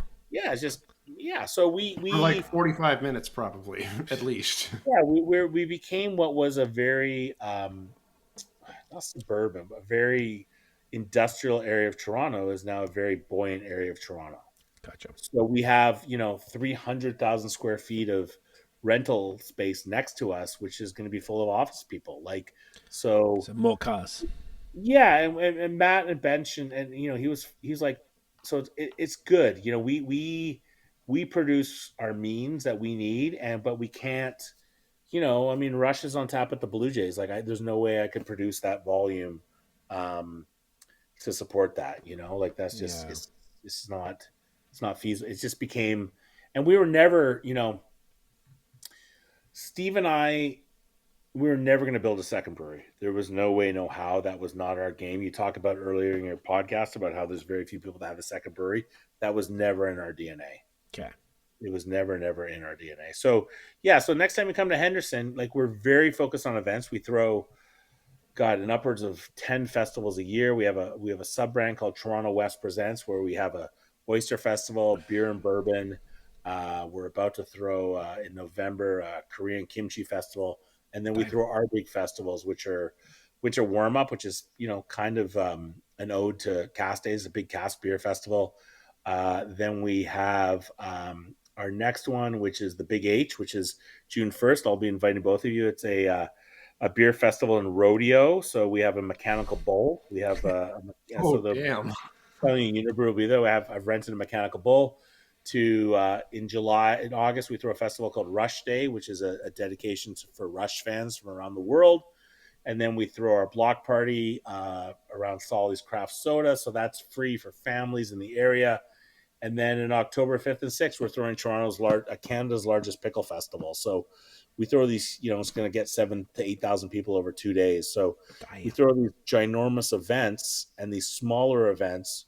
And it's a real transition for our business, going from, pushing into bars and restaurants and LCBO to focusing on hospitality. It's been a real 360-degree pivot, to be honest. It's a story upon itself that it's how a lot of breweries are surviving now. And we've really had to dig our heels in, but we also, are not producing the volumes that we used to. And that's quite wonderful, to be honest, because, running a production facility comes with its own challenges, as you guys are probably aware. Yeah. I mean, you're doing it now at a different scale, which is dope, and now it's kind of more of a creative thing, whereas the stuff that kind of keeps the lights on and everything paid being taken care of elsewhere, and you don't have to worry about the larger stuff. So it's kind of, does it feel more like a creative space then, both with the events and the types of beer that's being made? Yeah, good question. Great question. It's a lab. Trevor has a lab. He still has a 20 hectoliter brewery. Brew house, which is probably too big because we have 8 hect fermenters and 120. Mm-hmm. But as opposed to producing a couple thousand hectoliters of best a year, Trevor's producing Meek Joe, Strong Joe. He's Solly's Craft Soda. He's producing hazy lagers. It's much more of a beer lab, to be honest. Right. While we still have this, food truck is a huge brand for us. So that's still being made and still available. Right. What's the style of food truck? Because that one's so.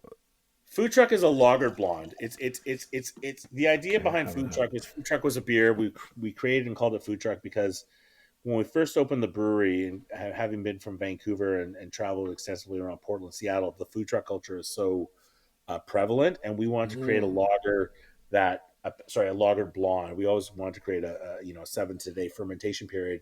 The idea behind food truck, why we called it that, was it was a beer that was going to clean your palate after having a bao or a taco or a shawarma on food truck. So we called it food truck. And basically, it's our chug-a-lug. It's constantly our number one selling beer on draft at the tap room and cans because it is the consumer that just wants, like, we have tons of building guys because we're a construction people. It's retails for $3.20 a can. Like, it's our work engine. Bargain. Best is our pride, and food truck kind of underlines it. So its distribution at the LCBO is poor at best. It sells primarily in Toronto, but it's a very well known brand in the west side of the city. That's great, man. I can definitely speak. You and I first met, if you recall, at it was the event in, I think it was December 2019 at the when you did the collab with Carlsberg. The Nordic like the Nordic Pale Ale or that's whatever the it one. was. Yes. Yeah. So, look, guys, I don't know any, like, I'm not tooting my own horn, but we have done, in a short time, we did a collab with Sleeman. We rebrewed Upper Canada and launched that at the LCBO. We did a collab with Brewdog, which is called the Ugly, which was launched at the LCBO. We did a beer with Carlsberg. We were the only non-owned Carlsberg brewery where they provided us the actual yeast, right? Tuborg yeast. So that was cool. not the Carlsberg yeast, but that was the fucking Tuborg yeast. We had a brewmaster from Brooklyn, which they kind of own a huge chunk of, come up from Brooklyn to check out our facility, our lab, and they checked the box, and we created this Nordic lager where they gave us a yeast starter kit from their micro distillery in Carlsberg. Carlsberg has this on-site lab, which would be the most expensive brewery in Ontario, to be honest. Right. Like, it was insanity. The guy was making 2 hecks of mushroom beer when we were there, and we did that. And unfortunately, that COVID killed that. But we were, like, some crazy wins, like from Rush and stuff like that. That's huge. Yeah. So yeah, that Nordic, people still ask for Jakobsen. That was what it was called, which was the story of Freddie Jakobsen, the founder of Henderson. It was Jakobsen times Henderson. It was a Nordic lager. Nordic Pale Ale? Was it a Pale Ale or a lager? I feel like it was a lager. I was thinking it was a Pale Ale, but I could be wrong. It might have been lager. Yeah, you guys came to that festival, and we had, like, Nordic lager. That parking lot. We had, like, heaters going and axe throwing, and it was money, dude. It was the tap room was so rammed, and there was food. There was all sorts of, like, fun stuff. It was just like a vibe. And then, like, we met, and then you took us around the brewery, and it was like, oh fuck, this is like. It was just such a cool day I feel like it was the perfect, like, way to be introduced to the physical space of Henderson. To be like, well, the car park was, like, rammed with all fun shit, and then inside you could barely get a seat, and then got to go see everything and just enjoy it. It was really cool, and it was cool to see. And like, with now the context that you're giving, I'm like, oh, now that's only going to be bigger with the event space and stuff. I mean, and we had a choice. Like, we literally couldn't make enough any more beer. Like I'm not being, like, we hit capacity, and it just wasn't in our game plan to build a second brewery. We never wanted that. So we made the decision. It's been a wonderful partnership with Bench. We're focusing on our strengths now, so our festivals and everything, and it's a strategic alliance, so which sounds like World War II or something like that, but basically, like, it made sense, 2 separate companies to come together, and have we there's been some hiccups for sure, and did a few other companies go around to bars and say Henderson's been bought, they've sold out, blah blah blah, don't take their beer, maybe, but those who've remained loyal to us remain loyal to us, and we're only stronger in the community than we ever were, and I take a lot of pride. That's so great to hear. Yeah, that's man, so great to hear. There's nothing. I feel like the one thing that's misunderstood about beer is that it's a business. Like, I feel like the people who typically comment are the drinkers who have no experience doing anything for themselves, and that's not a diss, but it's like, you couldn't possibly understand business if you tried. Like, you got to realize that this is a whole other thing, and there are things like this that are necessary, and in this economy, once again, like, there's some shit that you got to do to make it work, and it is what it is. People always get mad at breweries, like, selling or whatever. I'm like, who cares? Like, cool, so maybe you don't want to support him anymore, but who gives a fuck? That someone built something and sold it for $100 million. Give that guy a hug. Like, that's amazing. Like, it pisses me off when people misunderstand and misconstrue business arrangements. I can't stand it. It's like a pet peeve of mine with particularly in beer? The the not the first thing, but I would say the seventh thing I did when I started Henderson was never go on Reddit again. And I think that probably smart. That's probably smart. Probably a little bit wiser for that. So I do love Reddit, though. But I think BAOS once launched a beer called "Haters Gonna Hate" or something like that. It is a business, and we're also not just talking about potential, for shareholders and owners, but you've got we're still 20 employees. Like, you got to look after them. You got to pay your rent. Like, it's the ecosystem that goes around, right? So, it just, Bench makes wonderful beers. They have production capacity. They can ramp up. It's allowed them to have some purchasing power with malt, hops, and stuff like that, and distribution. So, an LCBO, for example, well, no, because that goes through a bar is taking, maybe 5 kegs, or they're selling Balls Falls and Best alongside each other, or Niagara cider. So it's really been great that way. Our event business it makes sense. Hmm? Yeah, it makes sense. You can't have too many in the portfolio. It was a problem we had at Sleeman when we tried to sell in Unibrew, Pabst, Sapporo, Sleeman, Okanagan Spring, Upper Canada.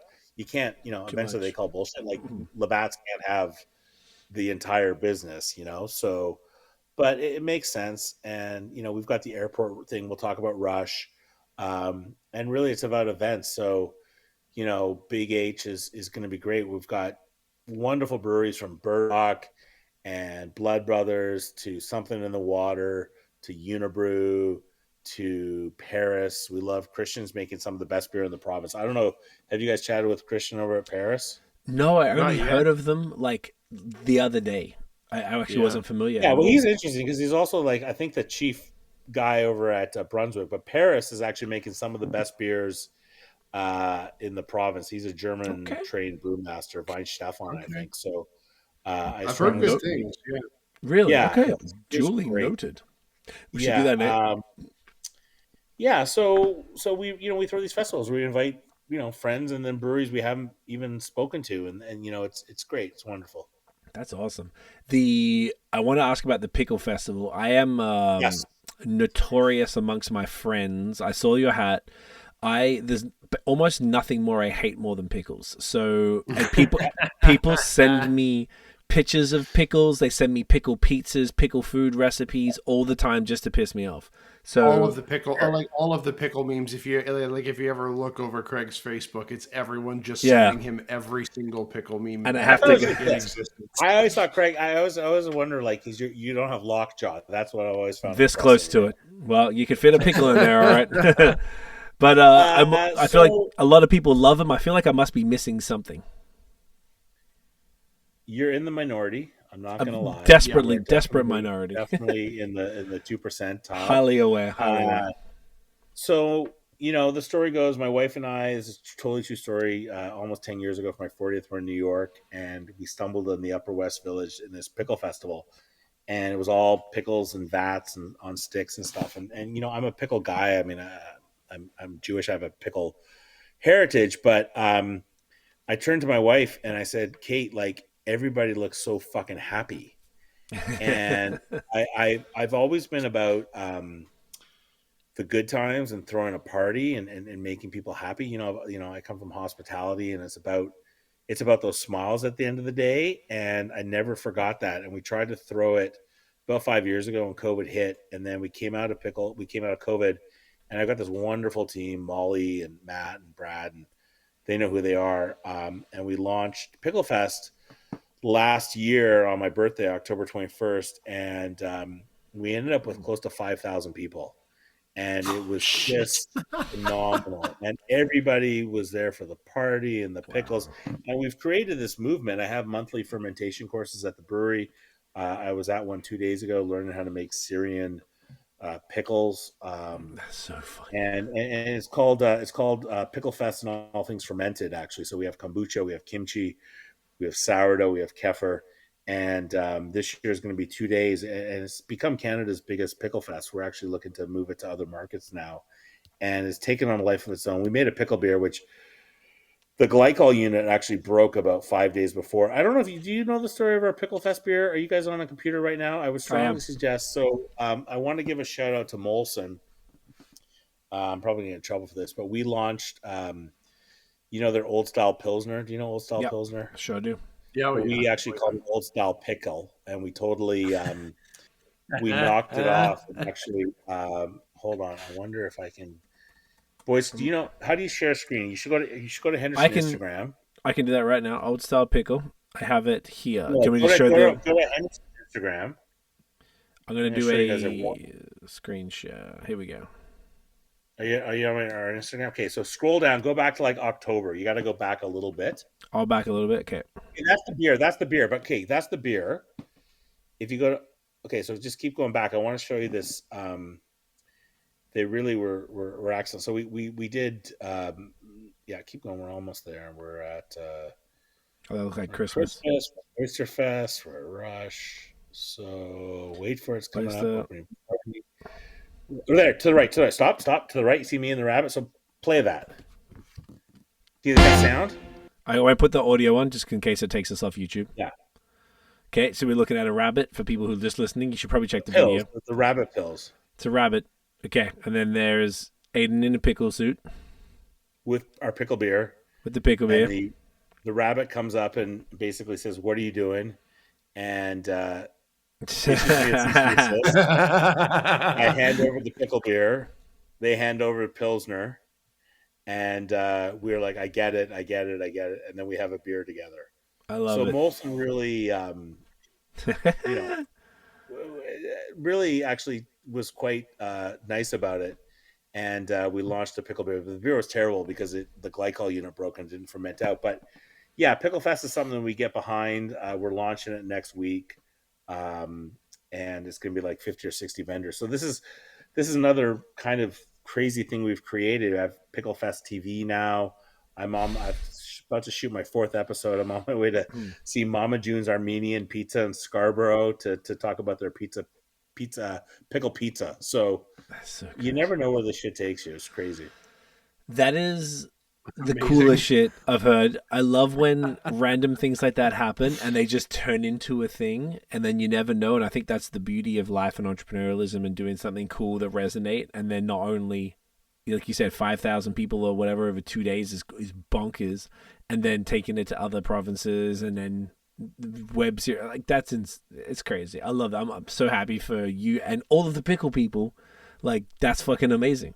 Everyone who loves pickles fucking love pickles. So my wife, this year we're actually doing a homebrew pickle contest where people from around the province can submit their pickles in different categories. And you're going to be one of the judges, whether you like it or not. So, me? Yeah, you're going to be the non-voting judge. I'm just going to smell them. And actually, you know what? You're going to have to sign a waiver because there may be some botulism, but you're going to be the non-voting judge in the whole thing. I have judged homebrew competitions before, and it was there was some definite cheese curds on some shit that. So this will be you'll be a BPJ, a professional pickle. Anyways, I'm here for it. You could be in as well. It's amazing. Okay, I love it. Okay, suggestion. How about we go for a quick bathroom break and then we get into some rush action? How about that? Sure. Yeah, let's do it. Boom. All right, Joe. All righty, y'all. We are back. We're gonna talk about Rush, and this is something as an Australian that I don't have the cultural context for. So I'm probably going to ask a bunch of extraordinarily AC/DC. So then Oh, okay, that's who they are. All right, so they're. I remember them playing on the radio as a kid, so I definitely knew them as a band for sure. Like in the 80s and 90s. This is much more my wheelhouse. It kind of fell off for a little bit, but like in my 20s, this was my jam. This is shit. So the first thing, so you've done a bunch of beers with Rush, as you've alluded to throughout this pod, and we're gonna do 2 of the beers right now. So this is the first one. This is the Canadian Golden Ale. Is it just called Rush? It's called Rush. Yeah, it's called Rush. Okay. I mean, I'll tell you the story. Enjoy it. This is the beer that broke the brewery, that broke the LCBO, that is now slowed down. But I don't know where to start, to be honest. Why don't you guys try the beer? Let's talk about the beer. Let's talk about the beer. So it's a Canadian golden ale. So tell So us golden about. ale. So actually, I'll be honest. I worked with Stephen Beaumont on this. So we thank you, my son's just bringing me my last beer. Love it. So when the band approached us, which we can talk about, I went to Stephen, who's a friend, and I said, "Listen, Stephen, I need to come up with a unique Canadian beer because we were gonna, we need to tie this into Rush." And Steven said, Canadians are terrible at promoting their own product. And there's two things that are, uniquely Canadian. One is Canadian golden ale, Okay. and two, rye, which is, as you know, is rye whiskey and stuff like that. So he was the one who came forward with the idea to do a golden ale and also add a touch of rye. Which gives it a little bit of its cloudiness, and a little bit of its sort of malty finish. So caps off to Mr. Beaumont, the Shout godfather out Steve. of Canadian beer writing. So who was involved in this? So yeah, this beer is just actually landed in Sweden. It's launching in Sweden tomorrow, May Sick. 3rd. So the story goes is that Rush was. So I don't know where to start here. Rush is Rush is the sixth or seventh largest selling rock band of all time. There's been lots of collabs successfully. Obviously the biggest one is probably Trooper, Iron Maiden with Robinson's Brewery in the UK. And Rush, my partner was walking his dog around the rail path, Steve Himmel, about 5 years ago, and he gets a call and he says, "Hello, this is Steve." He goes, "Hi, this is Rush. Would you like to do a beer with us?" And Steve says, No "Hello, fucking who?" way. This is Rush. And so basically, Rush's management had been looking to do a beer as part of their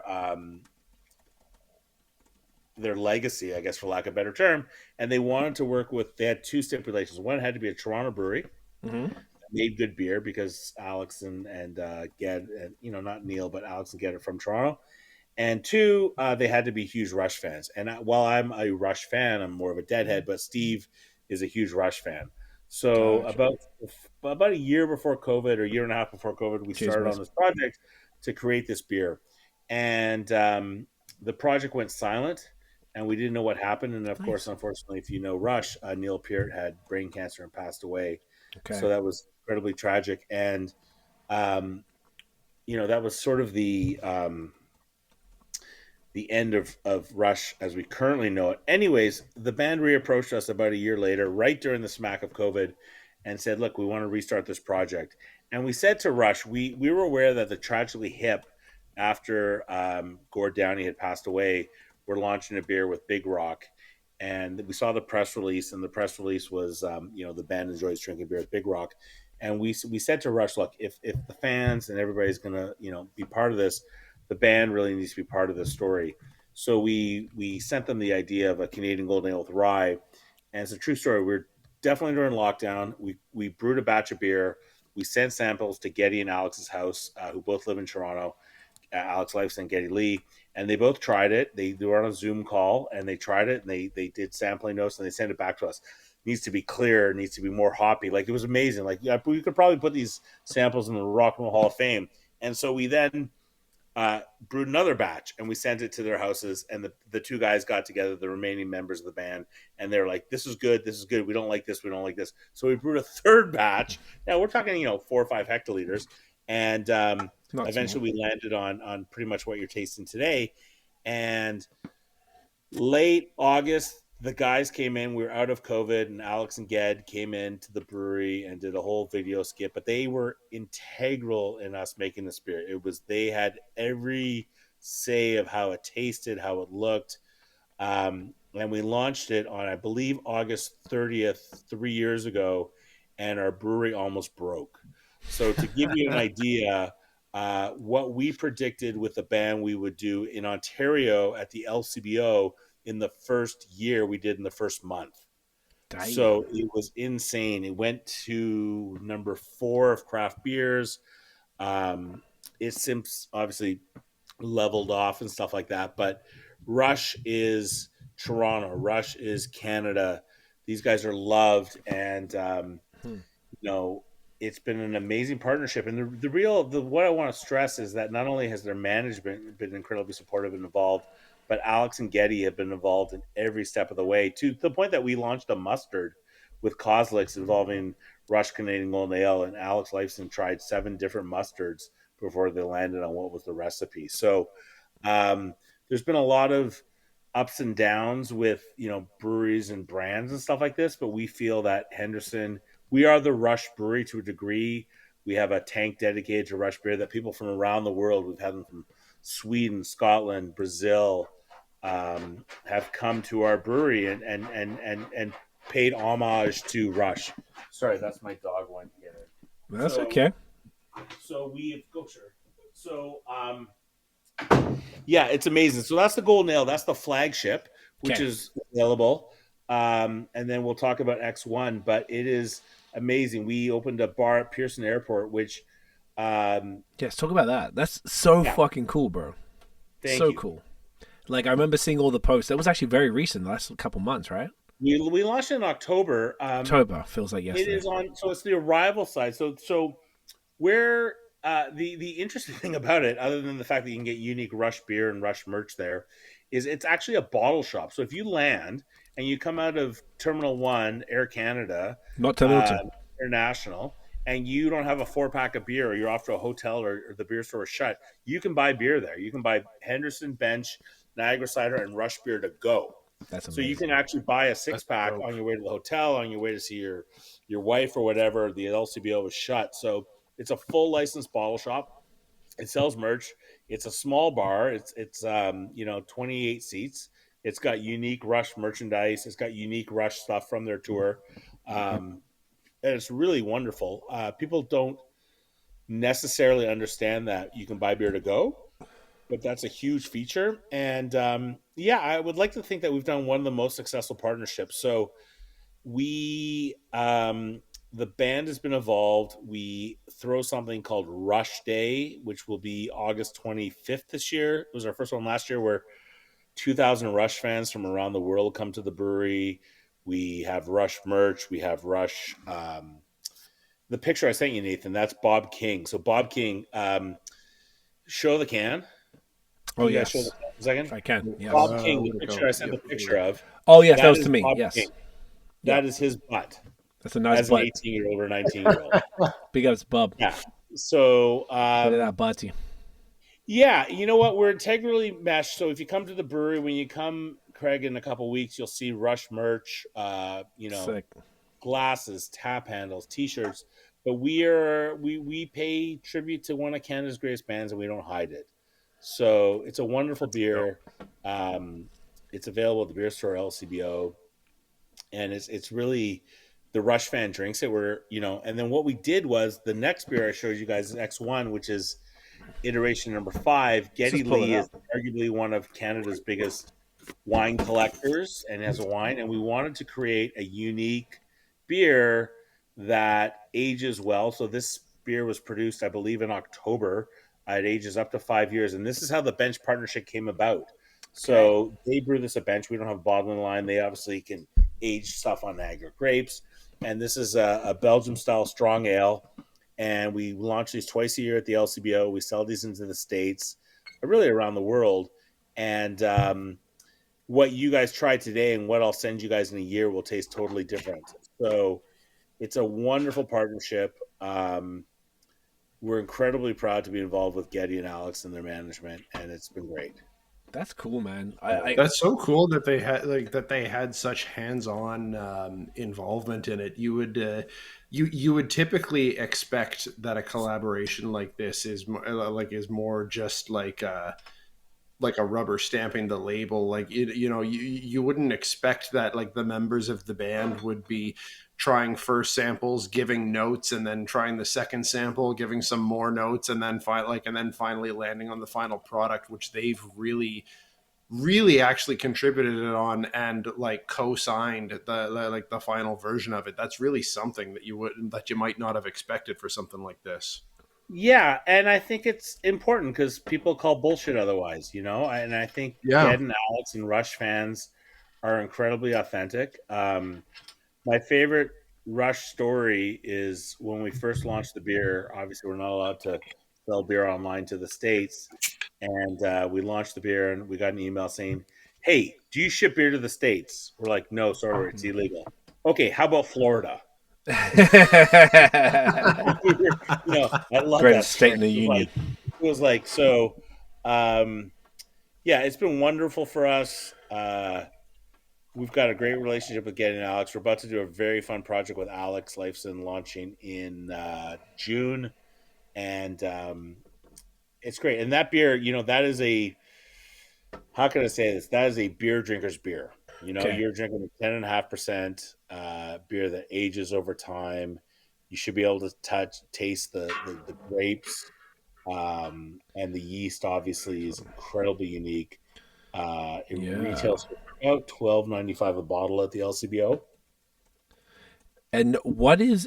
I'm going to ask some basic ass non-Rush fan questions. What is Xanabrew? Is that to do with one of their songs? Maybe Xanabrew is one of their songs. It's about the drinking the milk of Xanabrew. So Xanadu is the song. Xanabrew is the pun on that. Isn't Xanadu? Wasn't that Olivia Newton-John from fucking? Because she's Aussie. Well, isn't something to do with that? Well, like Xanadu is not is not something they made up. Like that, I don't know what exactly it refers to, but like that's it's a different song beyond that. It's not the song. No, it's not it's not just a song. Like Xanadu is like a place of and I don't know what the and I don't know what the what the history or mythology is, but is behind it. But that's what it's the songs are named after it and whatnot.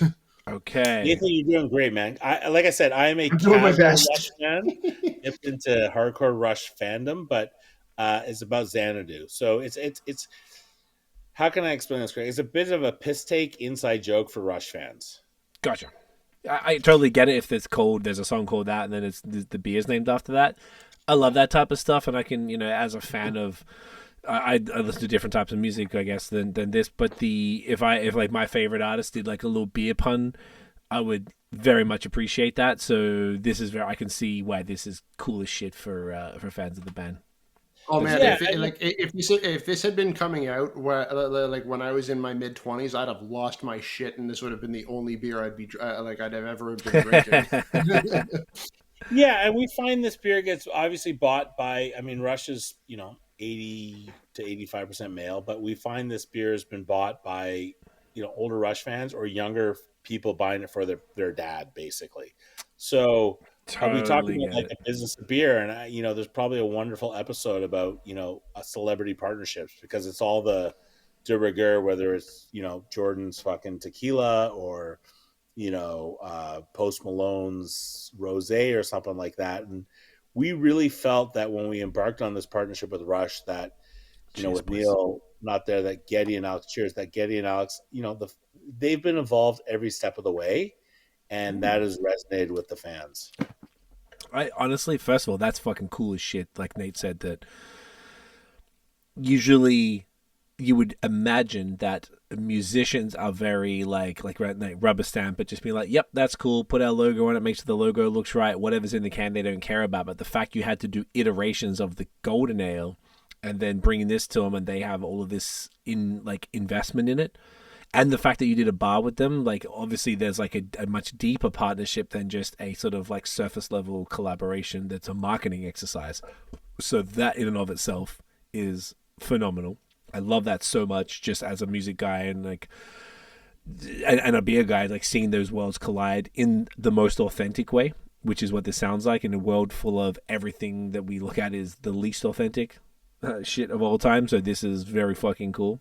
And then this beer itself, this is not a style I drink very often, as far as Belgian stuff, but I have a very much an appreciation of it. And this is super fun, man. A dark Belgian ale with black cherry and Cabernet grape skins. I don't think we said that yet. This is fascinating. I just want to talk through some of the tasting notes, because this is extremely interesting. It's nowhere near as intense as I thought. Sometimes Belgian beers to me can be a little just like that estery, phenolic, like, really banana sort of clovey shit that I sort of don't dig. And this is so smooth, man. Like, this is and they can drink quite hot too. Like if you're thinking like a fin du monde or whatnot, like you're gonna be feeling that. Yeah. I'll tell you guys a great story. So the very first beer we launched was Moving Pictures, which is about to be relaunched, which is their number one selling album, Moving Pictures, the 2024 vintage. But Alex, the guitar player, Lifeson, we gave him a case, which is a 12-pack, and he came off the golf course and drank 4. And basically, no. Yeah, he was like drinking them. And he's like, "Oh, I'm gonna have one of these. I gotta have one of these." And he basically wrote his manager the next day. He's like, "What the hell did you do to me?" So, did he not know? We're very proud of this. We export this to the States now. Yeah, and like I said, it's a leg. It's just been a wonderful partnership. It really has, and I think, there's so many celebrity brands out there, and just because there's a picture of celebrity X with celebrity product Y, like Alex and Getty have been involved every step of the way, and they trust us now to the point where we say to them, like, I remember about 3 years ago sitting with him and Alex and their management at the brewery, and walking them through Fin du Monde, walking them through Narwhal. Narwhal from Sierra Nevada. Yeah. Like, here's what we're thinking of doing for Moving Pictures, because they were like, beer to them was, Canadian or Bud or whatever, and then obviously Rush Golden Ale. But they trust us now, so they still have to sign off and everything. But when it comes to the next iteration of the one-off, we can say, here's what we're thinking. We tied into Niagara, we tied into grapes, and they're very they come up with the branding behind it, the X1, the Xanabrew, stuff like that. Ah, that's really cool. That's even cooler. It's great because it's got the like the Bench bottle that I remember from when Bench were doing all of their bottled stuff, their sours and shit. Yeah. Yeah, because honestly, Bench's sour program is such a shame that they moved away from that, because that was exceptional. Like, they had 16. They were some of the best around for that. Easily, they had the cool shit. They had 16 fooders, 200 barrels, and I think they sort of just dismantled and sold that off or something, from what I understand. Well, shout out to Mark, because he was the master of that. Yeah, Mark killed it there. So this is, I guess, what we're saying there is just really nice to see Bench showing that now that obviously Mark Horsley, a fellow Aussie who sort of moved on to do his own project, spearheaded all of the original Bench stuff. They were actually our clients for our agency back in 2018, so we sort of worked with them to sort of very familiar with everything. They to show they still have the chops to do this. Fantastic. Yeah, and Caitlin, their brewmaster for director of brewing operations, is wonderful. She came out of Mill Street and stuff like that. So yeah, we're incredibly proud of this. This is how the partnership with it all ties. Like, if you want to end the episode, it all ties together. Like, we approached Bench because we approached Rush about doing these one-off seasonals, and we couldn't produce the volume. We didn't have a bottling line, and so it literally came down to who's got a bottling line that can produce these type of beers, and Bench was top of the list. And so we started. I guess it was Moving Pictures, and then Moving Pictures, and then Signals, and then Xanabrew, and then X1, and now we're back to Moving Pictures 2024. So we're on our 6th iteration, so 3 years later, and the beers just get better. And we actually, the only time I geek out at home with friends is I pull out the Rush bottles, and we do a vertical or something. A vertical, yeah. Yeah, it never ends well, but it starts well. The 10%, man, that should get you. The fact that he did 4, I couldn't even express the level of vomiting that I would do at 4 10% beers on a golf course. That's fucking crazy. I think it was 3. It was after the golf course, to be honest, and I'm not sure he.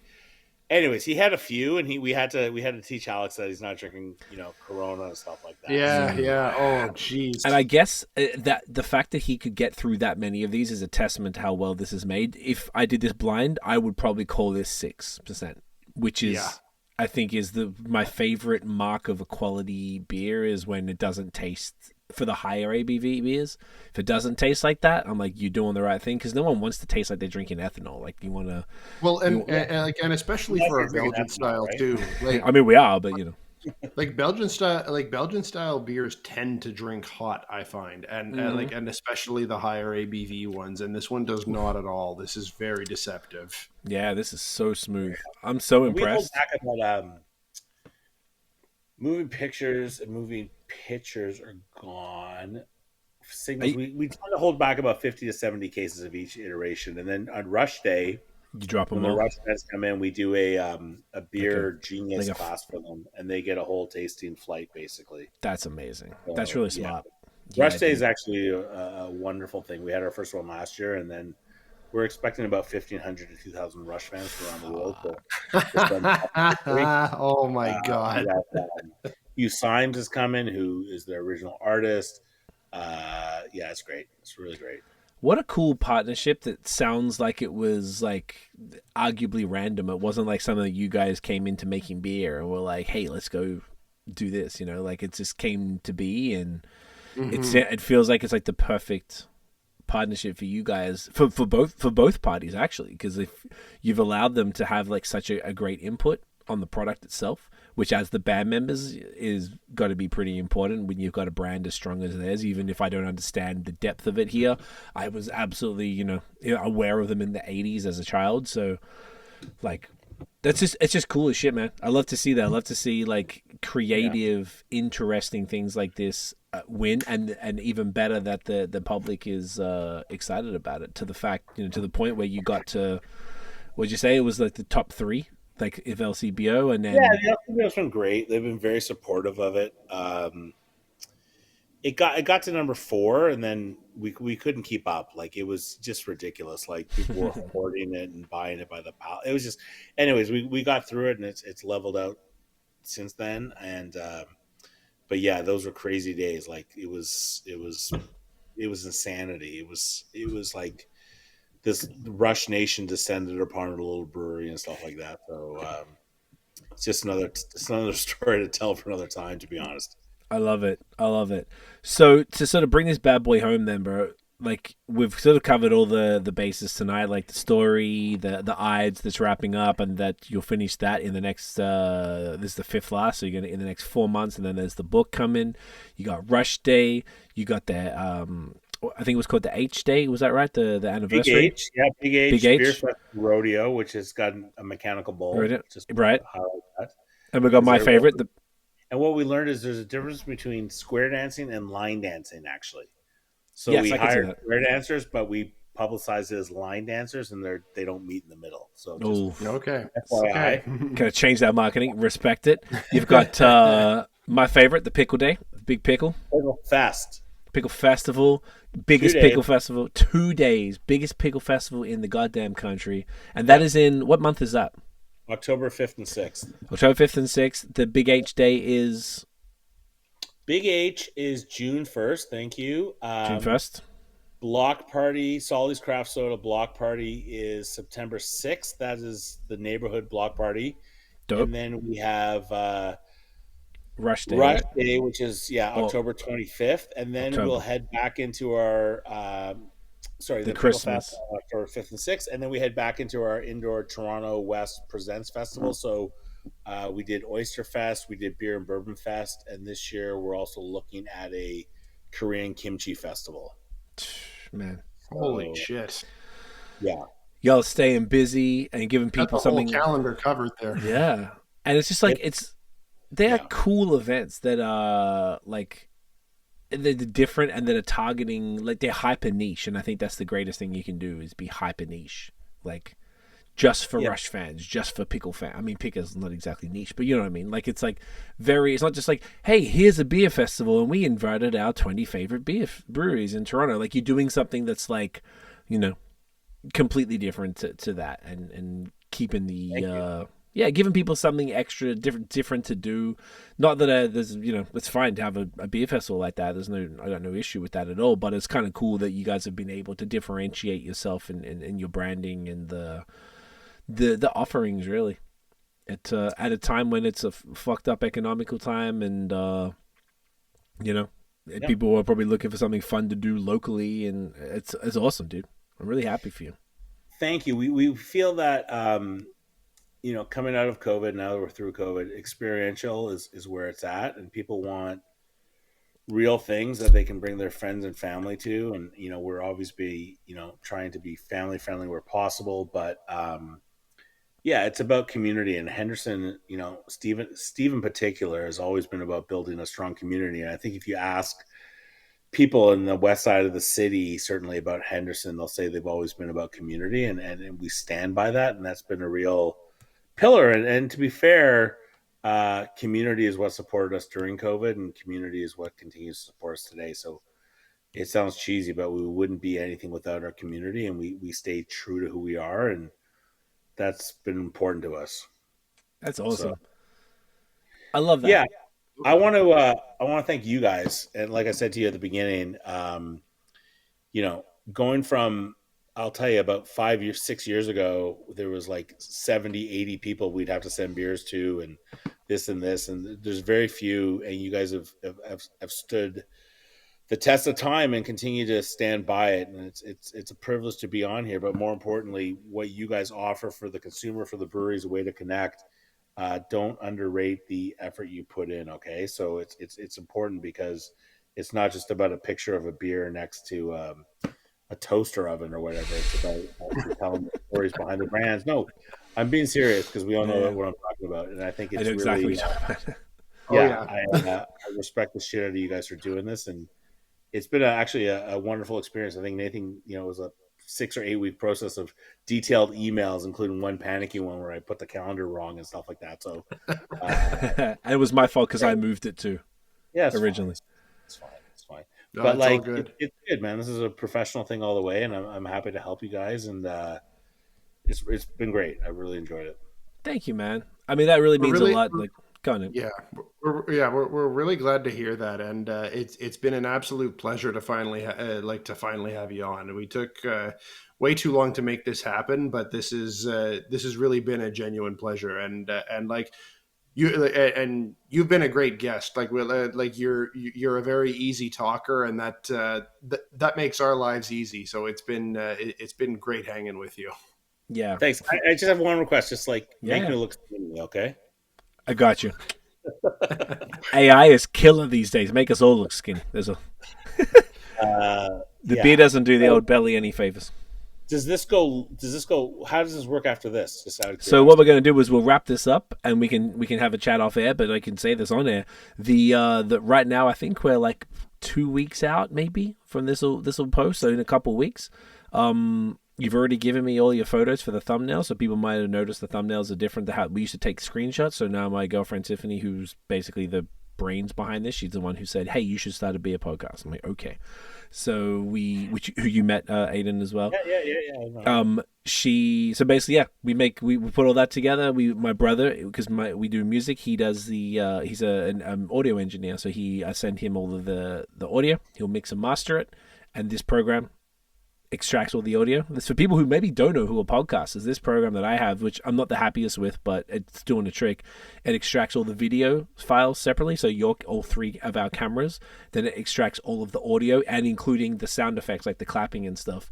And I put that together for him in Logic, and he'll mix that, make it sound pretty. So we'll release that. Spotify now, fortunately, allows you to upload video. So now I make a video cut with the edited audio, and I'll put that on Spotify as well, so people can see your pretty face, skinny pretty face. And basically that's it. Now we have the post, and then we'll do we'll post on when it comes out on a Wednesday. So I could probably check and tell you exactly what date, but it'll be at least probably like 2 weeks from now. And I'll tag you as a collaborator if you're willing to accept. If not, that's okay. I do it anyway just to be cheeky. And we'll put that out. I'll pull a nice clip. So Nate and I, during the episode, this is something else we do. It's good. I'm glad you asked, and we can say this on air. We have a shared note where Mac iPhone uses. So we have like a note, and then if we say, or you typically say something that could be cool to use as an episode name, we put like all the different things. So usually we have 10 to 20 different things that you've said during this podcast as the episode name, because what we used to do at the end, I'd finish the podcast and I got to come up with everything, got to find the clip, come up with the name, and it's like, I don't know, you're drinking all this beer, you get drunk, you forget stuff. So we write that down. And if you have a cool thing that you've said, we put down approximate timestamps of the time that you said that. So then I can go back and find that for the clip, and I'll go and cut up to a 1 minute clip to promote it on social. And then, you know, folks can go and listen to the full episode. Yeah. First class, guys. First class. Very glad to hear that. No, honestly, it's been fucking enjoyable. So yeah, man, ton of fun. Craig, let's connect next week. Nathan, yeah. I'll sing you some beer soon, my friend. And well, we're still on air. Let's finish up off air. We'll finish up and we'll say that there. But Adin, honestly, dude, you're a fucking legend. This has been so much fun. Once again, apologies for it taking so long to get you on. Let's do this like every year. That's the plans. Is how we're supposed to be be doing this. But where can everyone find Henderson online and in real life? Sorry, say it again. Where can everybody find Henderson Brewing online? Like, what's your Instagram handles and all the social? HendersonBrewing.com.